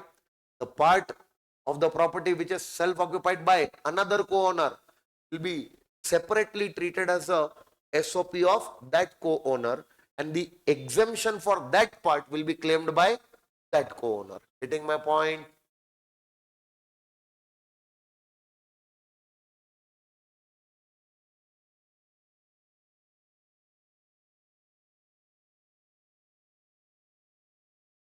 Talk. Understanding or not, if you will not say anything, I will not understand. Don't speak only. Well, speak a lot. Such a long tongue. Can speak more than me if you want. Why are you not? You have not given money. Can interact now? Tell me. Understand this. What if the property is? What if the property is SOP? So you'll have to see the portion self-occupied by one owner is SOP separately. The exemption of that portion will be taken by that owner separately, huh? And the portion which is self-occupied by another owner will be treated as separate property for another owner. The SOP exemption for that portion he will claim separately. Getting my point? Is when the property is SOP. Now, can this property be partly LOP part? Can this property be partly LOP, partly SOP? Now, if I am saying, let's see, there are two floors in the property. See, this is Mr. Rakesh and this is Mr. Mukesh. Okay, Rakesh and Mukesh, they both are the owner of this property. So, the property is a co-owned property, yes or no? Now, if both of them are the co-owners of this property, now this property has some part, ground floor was let out. Ground floor which was, and first floor is there, no? First floor is divided into equal parts. First floor is divided into equal parts. Okay. In one part, this fellow, Sir Rakesh is occupying. So, and another portion, Mukesh is occupying. As what? SOP. Possible or not? So, in this part, Rakesh is staying and using as SOP. And in this part, Mukesh is staying and using as SOP. Possible or not possible? Tell me. Can you see some part of the property is SOP and some part is, so it is partly let out, partly self-occupied based on area, based on, and also there is a situation of co-ownership. Now this self-occupied portion is not the self-occupied portion of only one owner. It is the self-occupied portion of two owners. Getting my point? This let out portion is not let out by one owner. This is let out by two owners. Now tell me, will you calculate the income of let out property? Will you calculate the income of self-occupied property? Yes. Principal value, fair rent, standard rent, principal tax for the entire property is given. What are you going to do? half municipal value, fair rent, standard rent and municipal tax. Half amount which will relate to LOP portion. Will relating to, from that half amount you will calculate the income of LOP portion. Income of LOP portion you have calculated. But don't you think not the income of LOP of one owner, the income of LOP of two owners will be divided based on the ownership ratio? Yes or no? Now, half part was SOP also, no? Half is LOP, so half portion is SOP. But in that half, there are owners. In SOP, you have to make two columns. SOP of Rakesh, SOP of Mukesh. Because both the brothers, both the owners will take the SOP exemption for their respective portion separately. Yes or no? You remember this? But wait, what if it was a loan? Loan was taken for this property. Possible? So, can I say interest will be there? Interest on housing loan is for full property. For the, so first this interest on housing loan, half will be relating to LOP. It will be allowed as a deduction while calculating LOP income. Take my point. But out of this, half will relate to SOP portion. But wait, that half which relates to SOP portion, it is SOP portion of one owner or two owners. That half interest is relating to SOP portion. Now you'll have to find out of that interest for SOP portion, out of that interest which is for, how much interest is for SOP of Rakesh? How much interest is for SOP of Mukesh? The interest for SOP of Rakesh be claimed by Rakesh separately, subject to his limit of 2 lakh or 30,000. And the interest of SOP portion of Mr. Mukesh will be claimed by Mukesh separately, subject to his separate limit of 2 lakh or 30,000. You remember this? Hello? So what if there is one property, partly let out, partly self-occupied? How the calculation we do?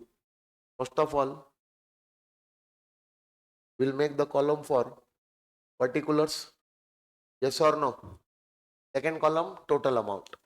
Total amount, what you will write? What is the total amount for the entire property, which will be given in the question.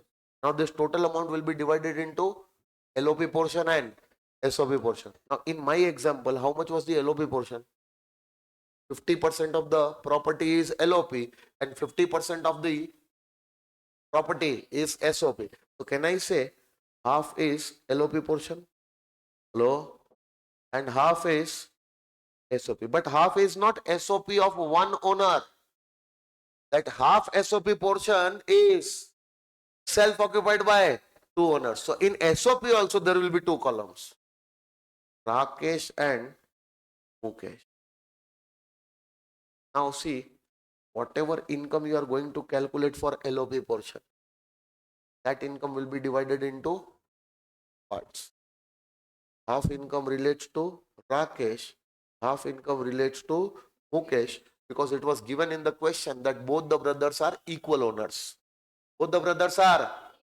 So share of each co-owner in the property is known, or it is ascertainable. And if the question says if both the brothers are having equal owners, so whatever income is there will be divided equally. So, but what if the question says,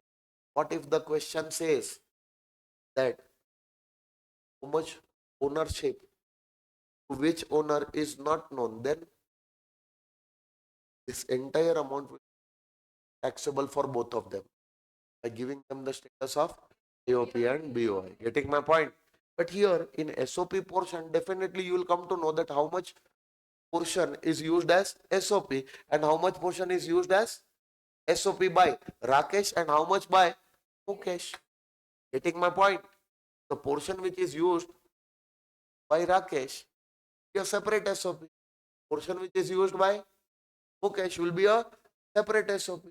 If separate SOP has to be taken, the SOP exemption will be taken separately by Rakesh. SOP exemption will be taken separately by Mukesh. And interest also, the respective SOP portion be claimed by them separately, subject to their separate limit of lakh or 30,000 as the case may be. Getting my point? What are you going to do? These total amounts will be there. These total amounts will be there. Out of that, half relates to, we used to calculate LOP income. And once the LOP income will be there, you have to split that LOP income in the ownership ratio. Getting my point? Now, half of this relates to, so ignore all of that. Why? Because SOP of Rakesh and SOP of Mukesh, both of them are going to claim exemption. So no need to calculate the annual value. Only the interest deduction they can take. Only the, so what if total interest was 4 lakhs? What if the total interest was, out of that half is for fully allowed from LOP? So half will be for, so that 2 lakh will be for SOP. But out of that 2 lakh, out of that, some amount of interest, means 1 lakh will be related to SOP of Rakesh. Yes or no? And out of that 2 lakh, some interest amounting to 1 lakh related to SOP of Mukesh. Separately, they will claim their respective interest. Yes or no? Subject to their respective limits of 2 lakh or 30,000 as the case may. Will you be able to do it? Because, oh, sir, sure you will be able to do it. I'll give you one question, you will be able to solve that question. Let's see one question. See, first of all, this is your section 20, property owned by owners, joint owner. It's a situation where one property is owned jointly by two or more person. Each owner of the property is known as co-owner or joint owner. The co-owned property is let out. Income of such property shall be computed as if it is owned by single owner. Forget that there was a co-ownership and calculate the income. Yes or no? The income so computed shall be apportioned between the co-owners in the ratio of their share. If share of such income apportioned to co-owner shall be treated as his income from house property to be included in the computation of his total. Meaning your share in the income will only be treated as your house property income. Or no? And the share of income of other co-owner will only be taxable as his house property income. Getting my point? Now, if the share of each co-owner in the co-owned property is unknown or unascertainable, then the income of such property computed as above cannot be apportioned between co-owners. In such case, such income shall still be taxed, but the taxability of such income shall now be made in the hands of all co-owners together by giving them the status of AOP, BOI. My point. This entire thing I have explained, no? Now it is given in notes. Okay. Now please pay attention.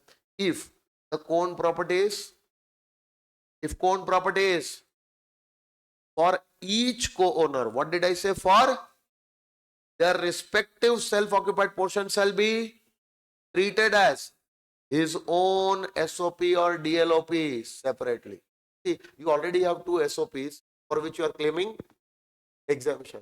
So this SOP portion from this property will be your DLOP. Hello. But this is the only SOP, then exemption you can take. This is one SOP and one more SOP, then also you can take the exemption of two SOPs. If you already have other two SOPs and for which you are claiming exemption, then whatever SOP portion you are having in this property will be treated as your DLOP. It can be treated as your DLOP also. Getting my point? Next one. Further, the interest on housing loan attributed. Interest on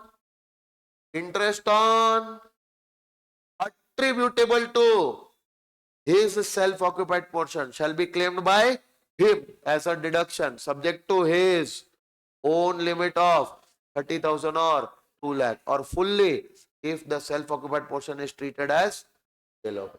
If your self-occupied portion was SOP for you, hello, then the interest of your self-occupied portion will be claimed subject to your limit of 2 lakh or 30,000. But for you, if your self-occupied portion was DLOP, then interest of your DLOP can be claimed.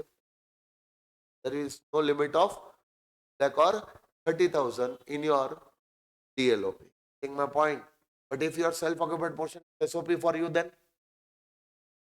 the interest of your self-occupied portion will be claimed subject to limit of lakh or 30,000. One SOP or two SOPs, both taken together, the maximum interest cannot be more than 2 lakhs or 30,000 as the, will you remember this? Let's come to the question now. Question. See, which question are left? 11. Till 10, everything we have completed. Not a single illustration. Till 10, all we have completed, no? Come to 11. So 9 is also done. 10 is also done. Come to 11. I'm giving you 5 minutes to solve this question. Come on, start.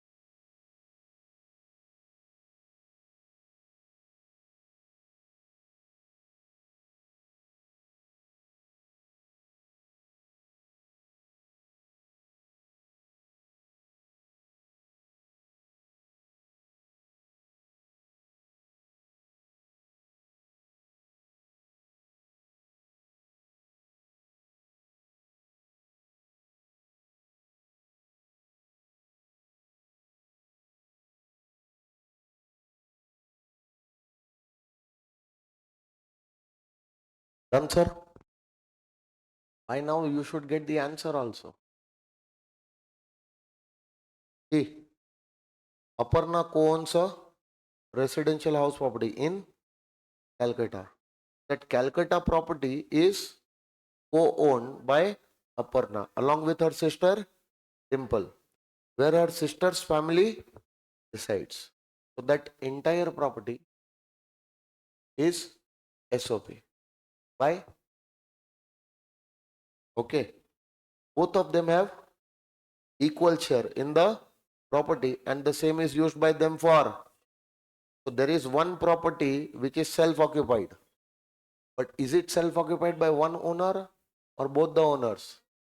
So some part will be owned by Aparna and will be used as SOP and some part is owned by Dimple and she is using it as SOP. Okay. Next one. Interest is payable in respect of loan of rupees 50 lakh at 10% taken on 1st April 2024 for acquisition of the property. In addition, Miss Aparna owns a flat in Pune in which she and her parents reside. She has taken a loan of rupees 3 lakh at 12% on 1st of October 2024 for repairs of this flat.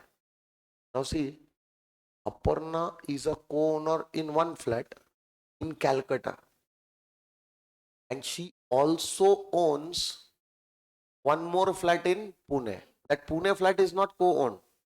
That is owned by her only. Yes or no? For both the flats, the loan is taken. See, for both the flats, the loan is taken. But the dates are different. Amounts are different. Rate is different. So for both the flats, you are supposed to calculate interest first. Okay. Now see, if you will calculate 50 lakh into 10%. 5 lakhs. 5 lakh is the interest for which property? Calcutta property. 5 lakh is the interest for which property? Co-owned property, Calcutta property. But out of that, some interest will relate to SOP of Aparna, some interest will relate to SOP of Dimple. And if they are saying the property is co-owned by both of them and both of them have equal share, so let's assume that equal parts are used by them as SOP. Getting my point?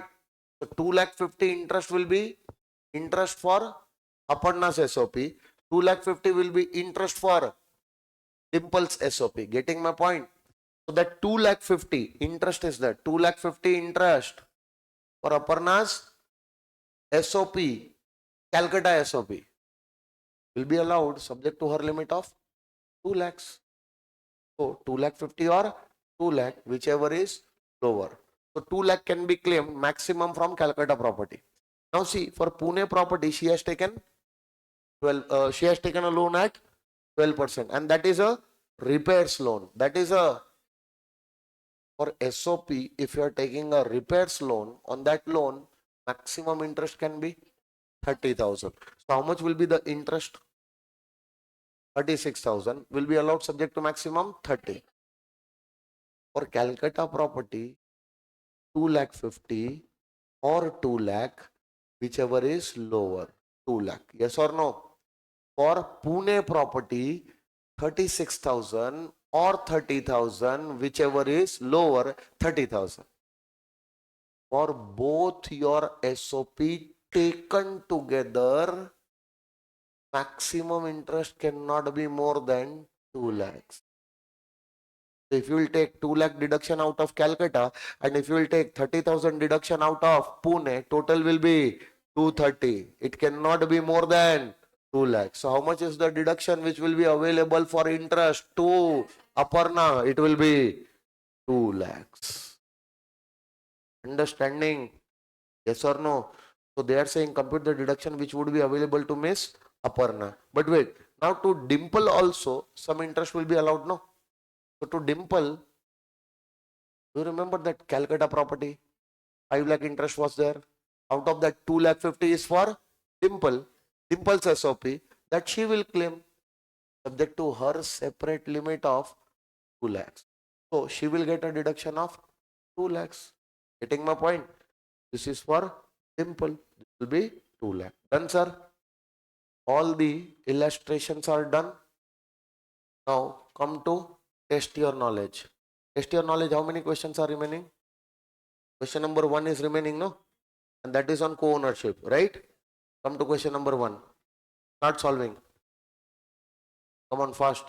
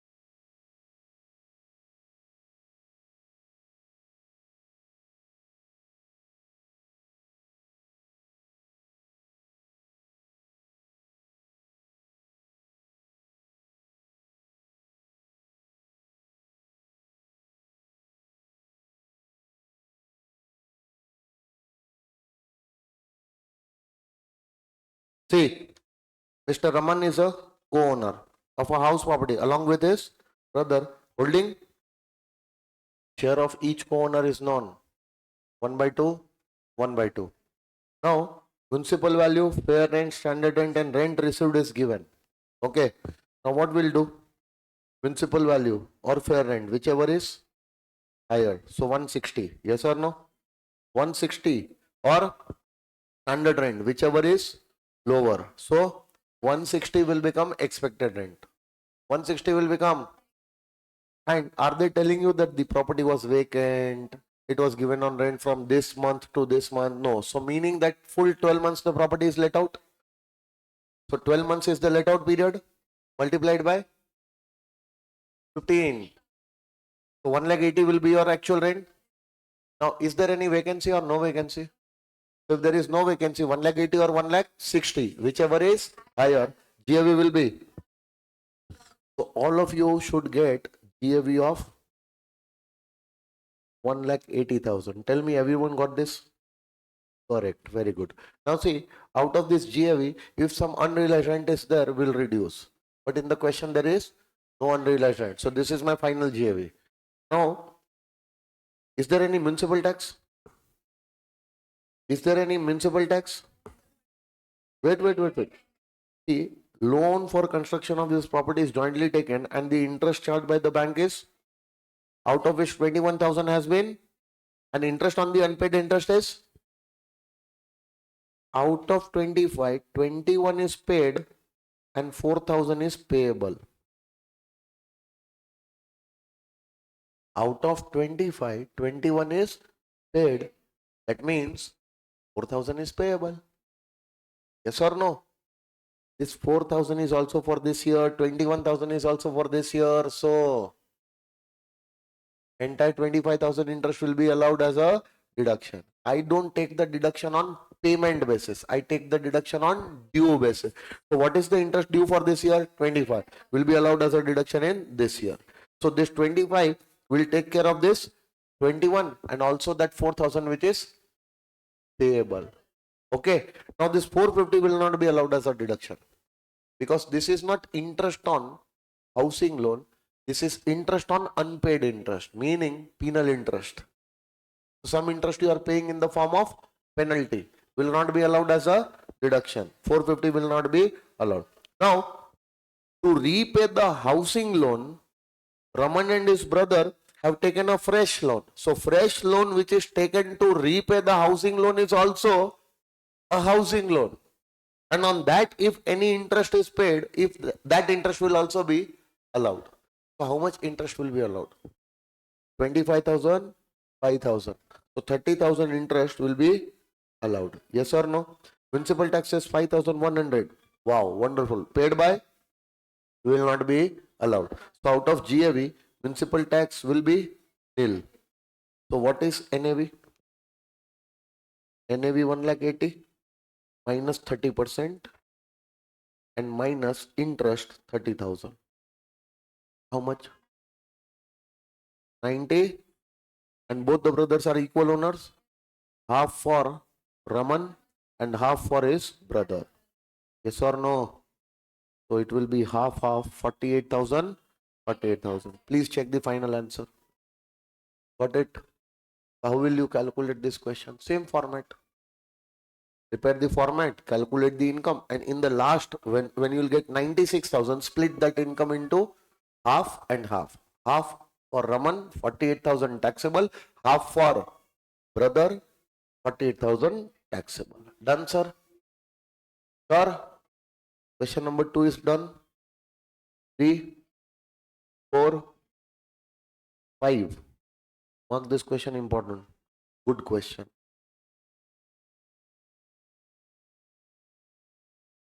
This is the last question. No? Oh, no. 2 more questions are there. One question is okay. Question number 5. Should I start? Or you will solve first? You will solve or I start? I start. Okay. No problem. Huh? I'll do it. The exam also I will come. 2 brothers, Arun and Bimal, are co-owners of a house property with equal share. The property was constructed during the financial year 1718. The property consists of 8 identical units and is situated at Cochin. Oh, property contains 8 identical units, 1 by 8 equal parts. Yes or no? During the financial year 25-26, each co-owner occupied 1 unit for residence and the balance of 6 units were let out at a rent of 12,000 per month per unit. The municipal value of the house property is 9 lakh and the municipal taxes are 20%, which were paid during the year. Other expenses, repairs. What are you going to do with repairs? Ignore. Insurance premium, ignore. Don't ignore interest. Interest we are going to take deduction, but interest is taken on, interest is on loan taken for, and if nothing is mentioned, we will assume that the loan is taken on or after 1st April 99 for the purpose of construction, and if nothing is mentioned, we will assume that the construction was completed within 5 years. Yes or no? And on this loan, whatever interest will come will be allowed up to maximum. Wait, interest will come, no, that will be first split into LOP and SOP portion, because the property is also divided into LOP and SOP portion. 6 units out of 8, meaning 3 by 4 portion of the property is LOP, and 2 units out of 8, meaning 1 by 4 portion of the property is SOP. Half by Arun, half by Bimal. Getting my point? What is happening here? So when you will be making the format, sir, madam, when you will be making the format, what are you going to do? You are writing particulars, hello, then 1 column for total amount, next column for let out portion. How much was the let out portion? 6 units out of 8. So 6 unit out of 8 is as good as 3 by 4, no? So 3/4 portion is let out. Okay. Now tell me, self-occupied portion. 1 unit is self-occupied by each co-owner. How many co-owners? 2. So 2 units will be self-occupied by both the co-owners. So 2 by 8. Out of 8, 2 units are self-occupied. Meaning, can I say 1/4 portion, guys? How much? 1/4 portion is SOP. Now, out of this SOP, no, one SOP is kept by Arun, another is by Bimal. Hello. There is no single owner using this SOP. This SOP portion is used by both the owners. So A will take the exemption for his SOP, B will take the exemption for his SOP. Getting my point? Now in this format, I have to solve the answer. In this format, I have to solve the answer. But wait. Now what they are saying, that the loan is taken for construction of the 6 units, construction of 2 units, or construction of house. If the loan is taken for full house, hello, interest is for full house property. That 3 lakh is for full house property. Out of that 3 lakh, 3/4 will relate to LOP portion, will be allowed from LOP portion without any limit, and 1/4 will be relating to, now wait, that 1/4 which is related to SOP portion, take 1/4 of 3 lakhs, 75,000. That 75,000 is the interest for SOP portion, but out of that 75,000, some interest will be relating to Arun's SOP, some interest will be relating to Bimal's SOP. How much interest for Arun? 37,500. Half, no, because both the units are equal area. Yes or no? So half for Arun and half for Bimal. 37,500, 37,500. And see, his 37,500 he will claim subject to 2 lakh limit is separately available, and Bimal's 37,500 Bimal will claim subject to his separate limit of 2 lakhs. So both will get the deduction of 37,500 and 37,500. Getting my point? Hello. Now next one. Out of the let out units, out of the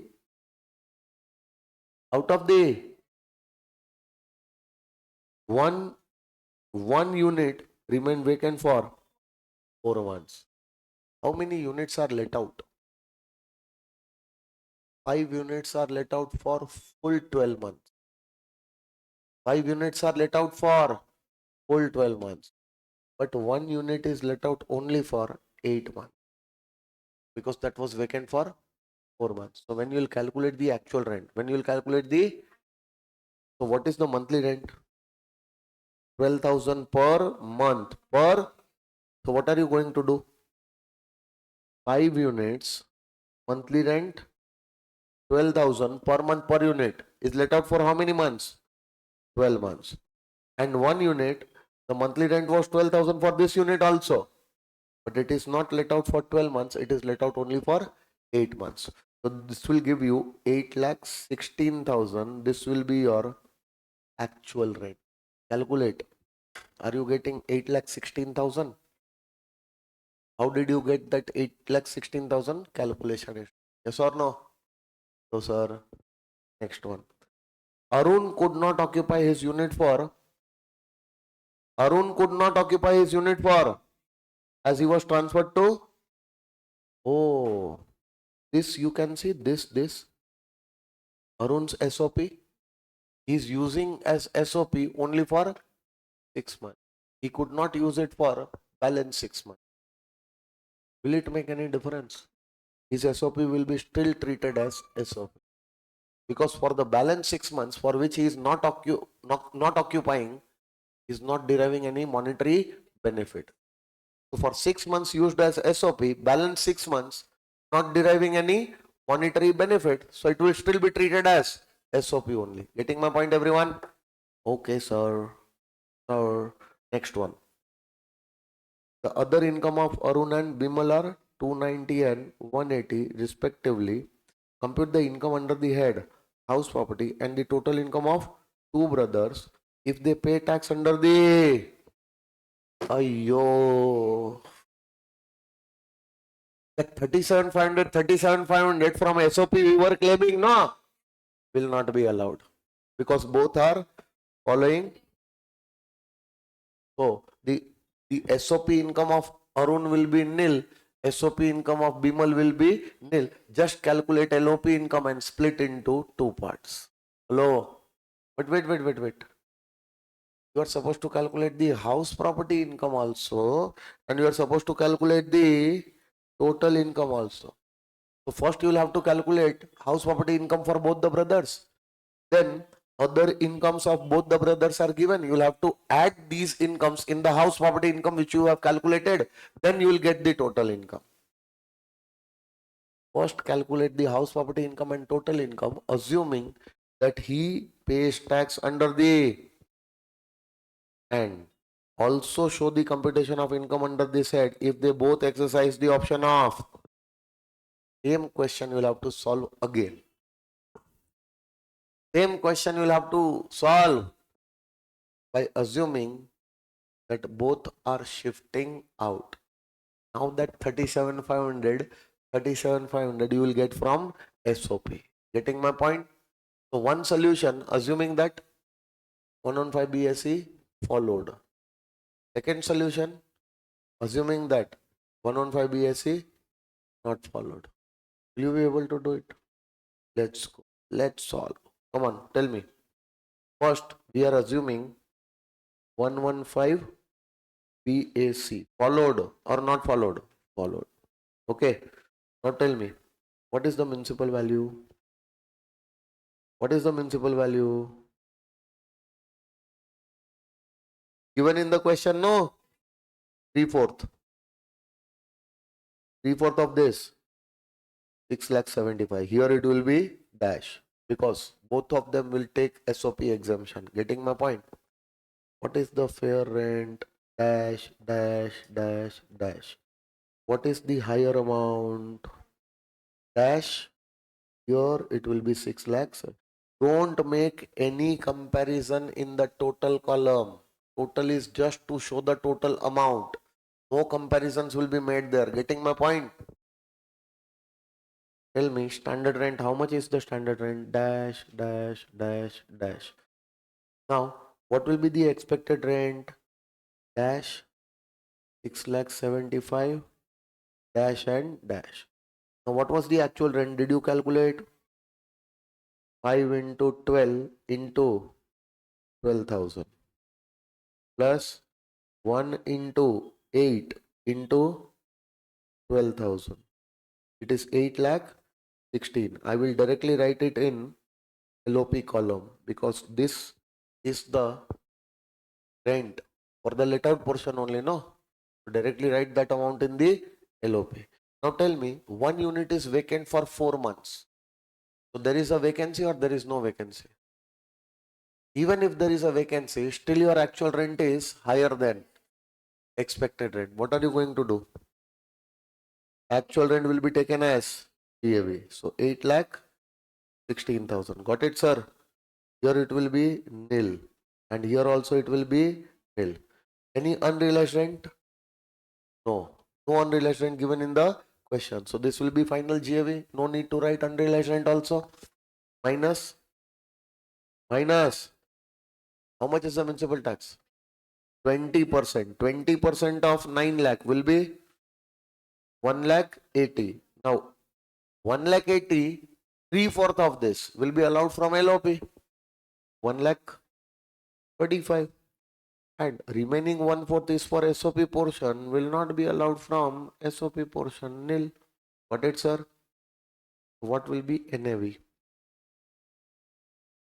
What will be NAV? 6,81,000. And here it will be nil. So here it will be nil. Done, sir? Minus 30% standard deduction. 2,04,300. And here it will be nil. Here it will be nil. Minus interest. Interest is 3 lakhs. Interest is out of that 3/4 is that will be allowed from LOP. See, from LOP and DLOP, interest will be allowed. Even if you follow 115 BSc or you don't follow 115 BSc. Getting my point? But interest will not be allowed from SOP if the assessee follows. Are you following 115 BSc? Whatever interest which is relating to your SOP will not be allowed. So what will be the interest deduction? Nil. What will be the interest deduction? Nil. Why did you take it as nil? Why did you take it as nil? Because the assessee is following 115 BSc. That is the reason why it is nil. Got it, sir? So tell me, what will be the final income of LOP? 251, and here it will be nil. Here it will be nil. Now for Arun, it will be half, and for Bimal also it will be half. 125, 850, and 1,25,850. This is the income from. No. First of all, income from house property for both the brothers, Arun and Bimal. First of all, you'll have to calculate the income from house property. Income from house property is calculated from let out portion also and self-occupied portion. Let out portion, it is 1,25,850. 1,25,850. Then SOP it is nil. SOP it is to calculate the house property income. It is 1,25,850. Got it, sir? Everyone? Now in house property income, I will add other incomes. Other incomes are 2,90,000 and 1,80,000. What is the total? 15,850 and 3,05,000. Can I say this is the total income? See what you have calculated. You have calculated the total income and you've also calculated house property income, assuming that the assessee is following 115 BS. That is the one part of the question which you have solved. Now, you also have to assume that what if he does not follow, then you are going to copy paste the same solution? No, no need to do the calculation twice. See, LOP will remain same. LOP will remain, the LOP portion will also remain same. Getting my point? But SOP portion, this interest will be allowed. Only the interest deduction will change, and because of that SOP income will become negative. So this part will change. Getting my point? And this part will change. Because of this, SOP income will be negative. So if the assessee follows, 115 BSE, no, he does not follow 115 BSE. So income from house property for Arun, LOP portion will be, tell me, 1,25,850, 1,25,850 for Bimal. But for SOP portion, now it will be interest, which is allowed from SOP portion. And how much interest was allowed? 37,500. So negative it will be 37,500, 37. What it, sir? It will be 88,350. For both the brothers, 88,350. Now add other incomes, which is 2,90,000 and 1,80,000. Got it, sir? Calculate. 78,350 and 268,350. Go and check the answers. For first part, your house property income will be this much and your total income will be this much. And if you don't follow 115 BSE, then your income from house property will be this much and your total income will be this much. Are you all getting this? You got the same answers? Not difficult. Question is important question. Since many years, this question is there in your ICI study mat. It is very eager to come in your exams. Not yet asked. And if this type of question is asked, it will be asked for minimum 6 to 7 marks. Or no? Now, let's go to the next question. Question number 5 is done. 1 to 5, every question is done, no? Come to question number 6. Start solving question 6.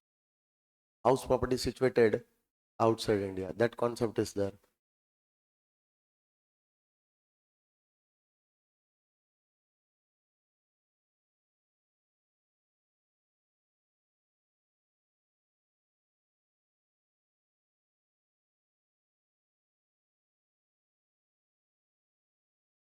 After you have revised everything at home and today you have come, are you understanding what difference does it make? So revisions will help you to pass in your exams also. Huh? Should I start or you will solve? This question you solve, no? Come on.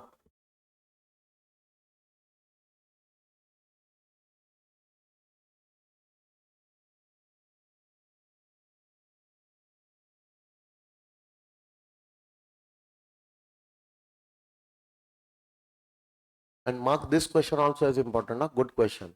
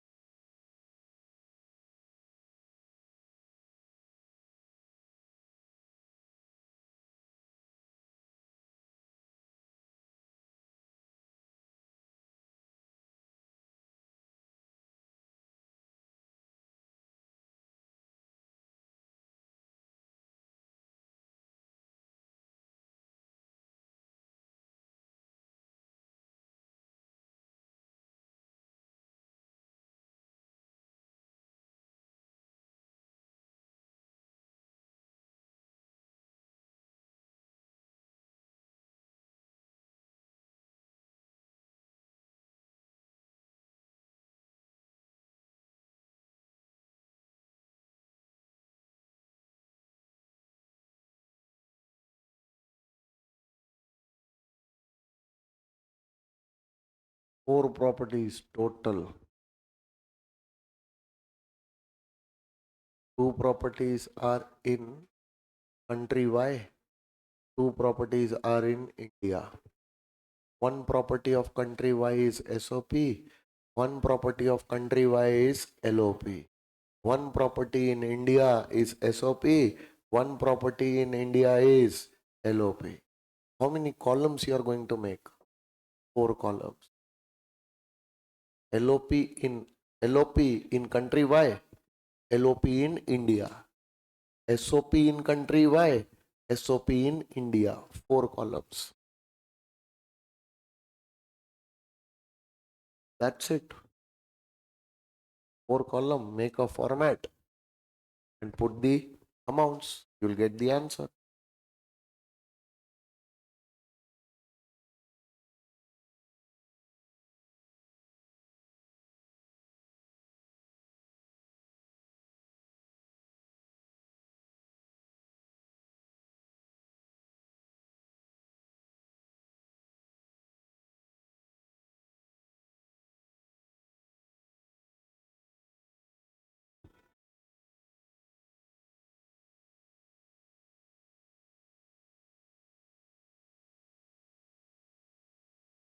Start. Do it fast.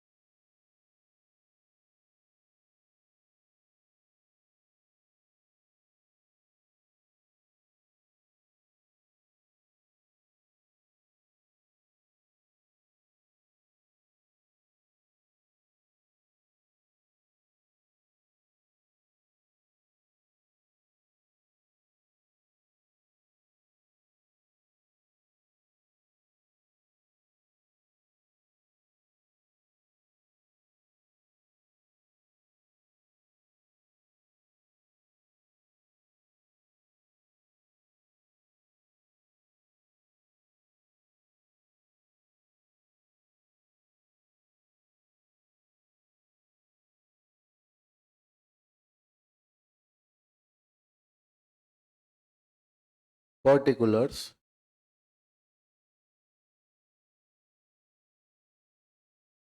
LOP at country Y. LOP at India. LOP in country Y. Sorry. Huh? LOP country Y.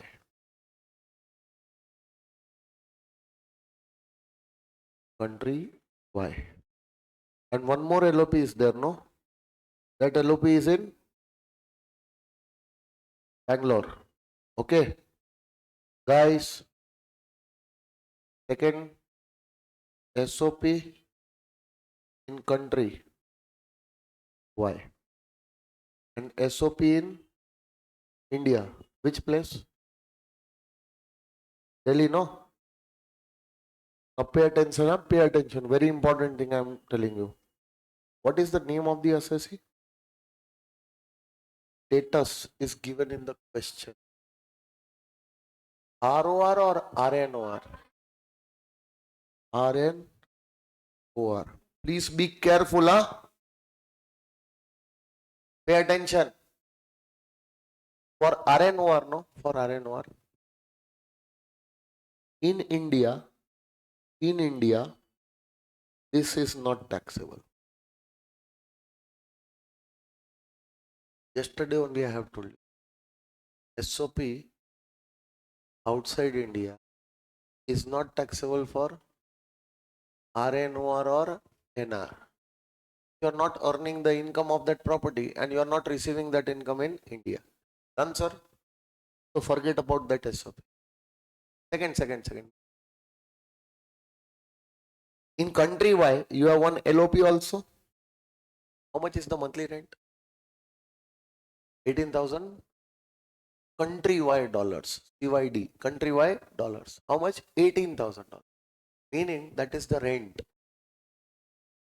Rent of a property which is situated outside India. Are they telling you that the rent is received in India? Why are you charging that property? This property is also not taxable because the rent is not received in India. If the rent would have been received in India, 100% in the question they would have told you. But if they are not telling you that you are receiving rent in India, that means sure this rent is received outside India. And if your status is RNOR, don't you think that income is your foreign income? Will not be taxable in India. But wait, the same question can come in the exam. And what they will do now, instead of RNOR, they will give you ROR. Then you'll have to take all the 4 properties. Understanding? 2 SOPs, you will take the exemption, and 2 LOP, you will make the calculations.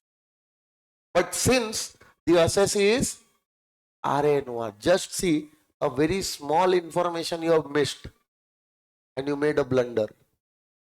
RNOR, that means this SOP is not taxable for him in India, and country Y, whatever LOP is there, the rent is not received in India, so this LOP income will also not be taxable in India. So how many properties? 2 properties, both the Indian property. Now for this SOP in Delhi, the annual value will be taken as nil and only calculate for Bangalore. Can you calculate for Bangalore? What is the municipal value? Tell me. 25 lakhs. What is the fair rent? Fair rent 4 lakh into what is this 25 lakhs? What did you say? Municipal value 25 lakhs. How come? Wait. Bangalore property, which is let out on a monthly rent of 40. The fair rent is 4 lakh 58. Municipal value is 3 lakh 58. No. How come you are saying you are 25 lakhs? So Municipal, sorry, parent is 458. Municipal value is, that line is missing in your book. Ayyo. Write it down, write it down.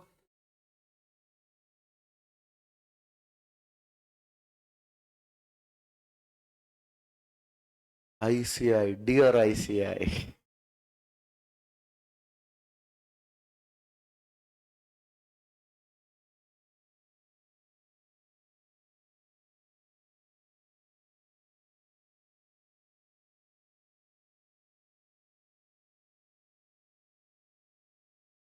Pay attention.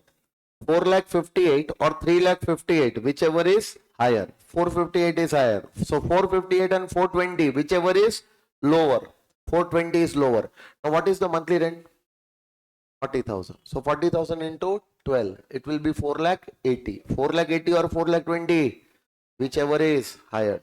So GAV of this property you will get 4 lakh 80. Yes or no? Or no?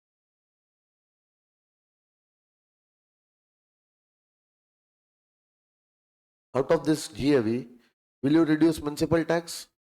Yes. See, he had taken a loan of rupees 25 lakh at 10% from one of his friends residing in country. Why? For this house, municipal tax of 5,400 is paid by him in respect of this house. So can I take the deduction of 5,400? So NAV will be how much? 4 lakh 74 600. This is NAV. This is minus 30%. 1 lakh 380. Done, sir. And minus interest. Wait. Loan is taken from outside India. And on that loan, if you are paying interest, you are supposed to deduct TDS also.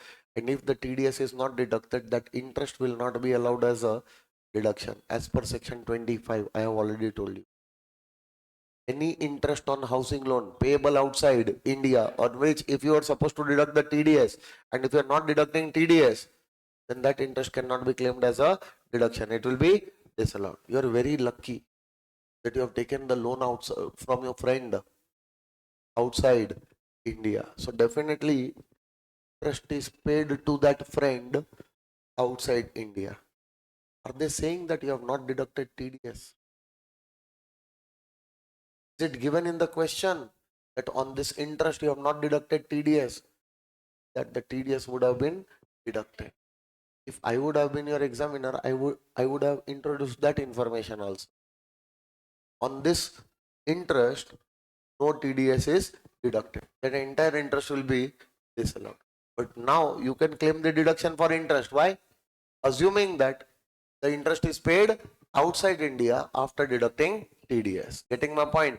So tell me how much? 10% of 25 lakhs will be 2 lakh 50 will be fully allowed. Why? Because the property is LOP.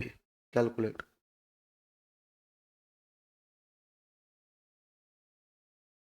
82 220. Check the final answer. Bangalore property. 82 20. You are getting it or not? Your ICI study mat, guys. Question number 6. Can you see 82 280? 82 220. Yes or no? So wait. Huh? Now, what was your Delhi property? Delhi property is SOP. And for Delhi property, you might have taken a loan. Can you see how much loan you have taken? So for Delhi property, you have taken a loan of rupees 18 lakhs. Here. Okay. Possession of use for self-occupation, yes. 18 lakh at 9.5%. And see, this loan was taken in August 2023. So can I say date of borrowing is? Date of borrowing is August 23. From there, when the property is purchased, this Delhi property is purchased in this year. Can you see 1st of October 25? So 1st of October 25 is the date of acquisition. It is as good as date of completion of construction. So 31st March prior to that, 31st March 25. So can I say from the date of borrowing till 31st March, whatever interest will become due, whatever interest will become due will be your pre-construction interest only. How much was the loan? 18 lakh. Out of this, any loan is repaid? No. So during that pre-construction period, from August 23 to 31st March 25, for this entire period, how much loan is outstanding? 18 lakhs. On that, 9.5%. And this will be calculated for how many months in 23-24? August, September, October, November, December, January, February, and March. 8 months in 23-24. 23-24. 8 months interest you have given. 24-25. 24-25. Full 12 months. Yes or no? So 12 plus 8. 20 months. For those 20 months you have given interest on this loan only, no? So into 20 divide by 12, because this interest will be per annum interest. Divide by 12, you will get monthly interest. Monthly interest multiplied by 20 months, you are going to get interest for 20 months. Understanding? Or do one thing, calculate interest for 8 months separately, calculate interest for 12 months separately, add both of them, you are going to get the same amount. Hello sir, tell me how much? 2 lakh divided by 5. 57,000 will be the construction interest first installment. Will be available from 25-26 onwards. And is the loan repaid or still outstanding? On that 18 lakh rupees loan, some interest will become due in my previous year also, no? So in my previous year on 18 lakhs, the interest will become due amounting to 9.5% for the full year, because no loan is repaid. Tell me how much? 1 lakh 171 plus 57. 2 lakh 28,000 will be allowed from Delhi SOP, subject to a limit of 2 lakhs. So how much interest will be allowed from Delhi? 2 lakhs. So final income of Delhi property will be negative 2 lakhs. And final income from Bangalore LOP you have already got 80,000 to 20, something like that, no? So tell me, what is the final income of Bangalore? 82 220. This is positive income from Bangalore. And what is the income from Delhi? Negative 2 lakh. And for other two properties, I am not going to calculate any income, because that country why the property is situated. One property LOP, rent is not received in India, so that property's rent cannot be taxed in India. And another property is SOP, even that property will not be taxable for me in India. Both those properties I will ignore. Indian properties, one income is there, one loss is there. Total 780, positive or negative? This is the loss under the head house property. Check the final answer. Done, sir? Done, sir? Now how will you present? The 4 columns you are supposed to make. 4 columns you are supposed to make. First column, no. See, here. How you will present this answer at home. Today only you are supposed to finish this. Getting my point? What are you going to do here? Entire thing not applicable. Like this. Getting my point? And this also not applicable. Now you will make the calculation only for this property and this property, side by side. Okay. Now your format is correct, madam. Now your format is okay. Why? Because two SOPs, one India and another country Y. India, country Y. In India, one LOP, one SOP. Country Y, one LOP, one SOP. Country Y, ignore. Country, India. India, SOP, LOP. Make the calculations. Will you be able to do it? Or take one question for homework today. This question you are supposed to present. Entire question I have solved. And take question number 7 as homework for today. That we have already done, no? Already done. So all the questions are done now. Only one question presentation is remaining. And one small discussion is remaining, which I'm going to do tomorrow, deemed owners. And then the chapter will be over. We are going to start with the new chapter tomorrow. Income from salaries. Okay. See you tomorrow. Bye.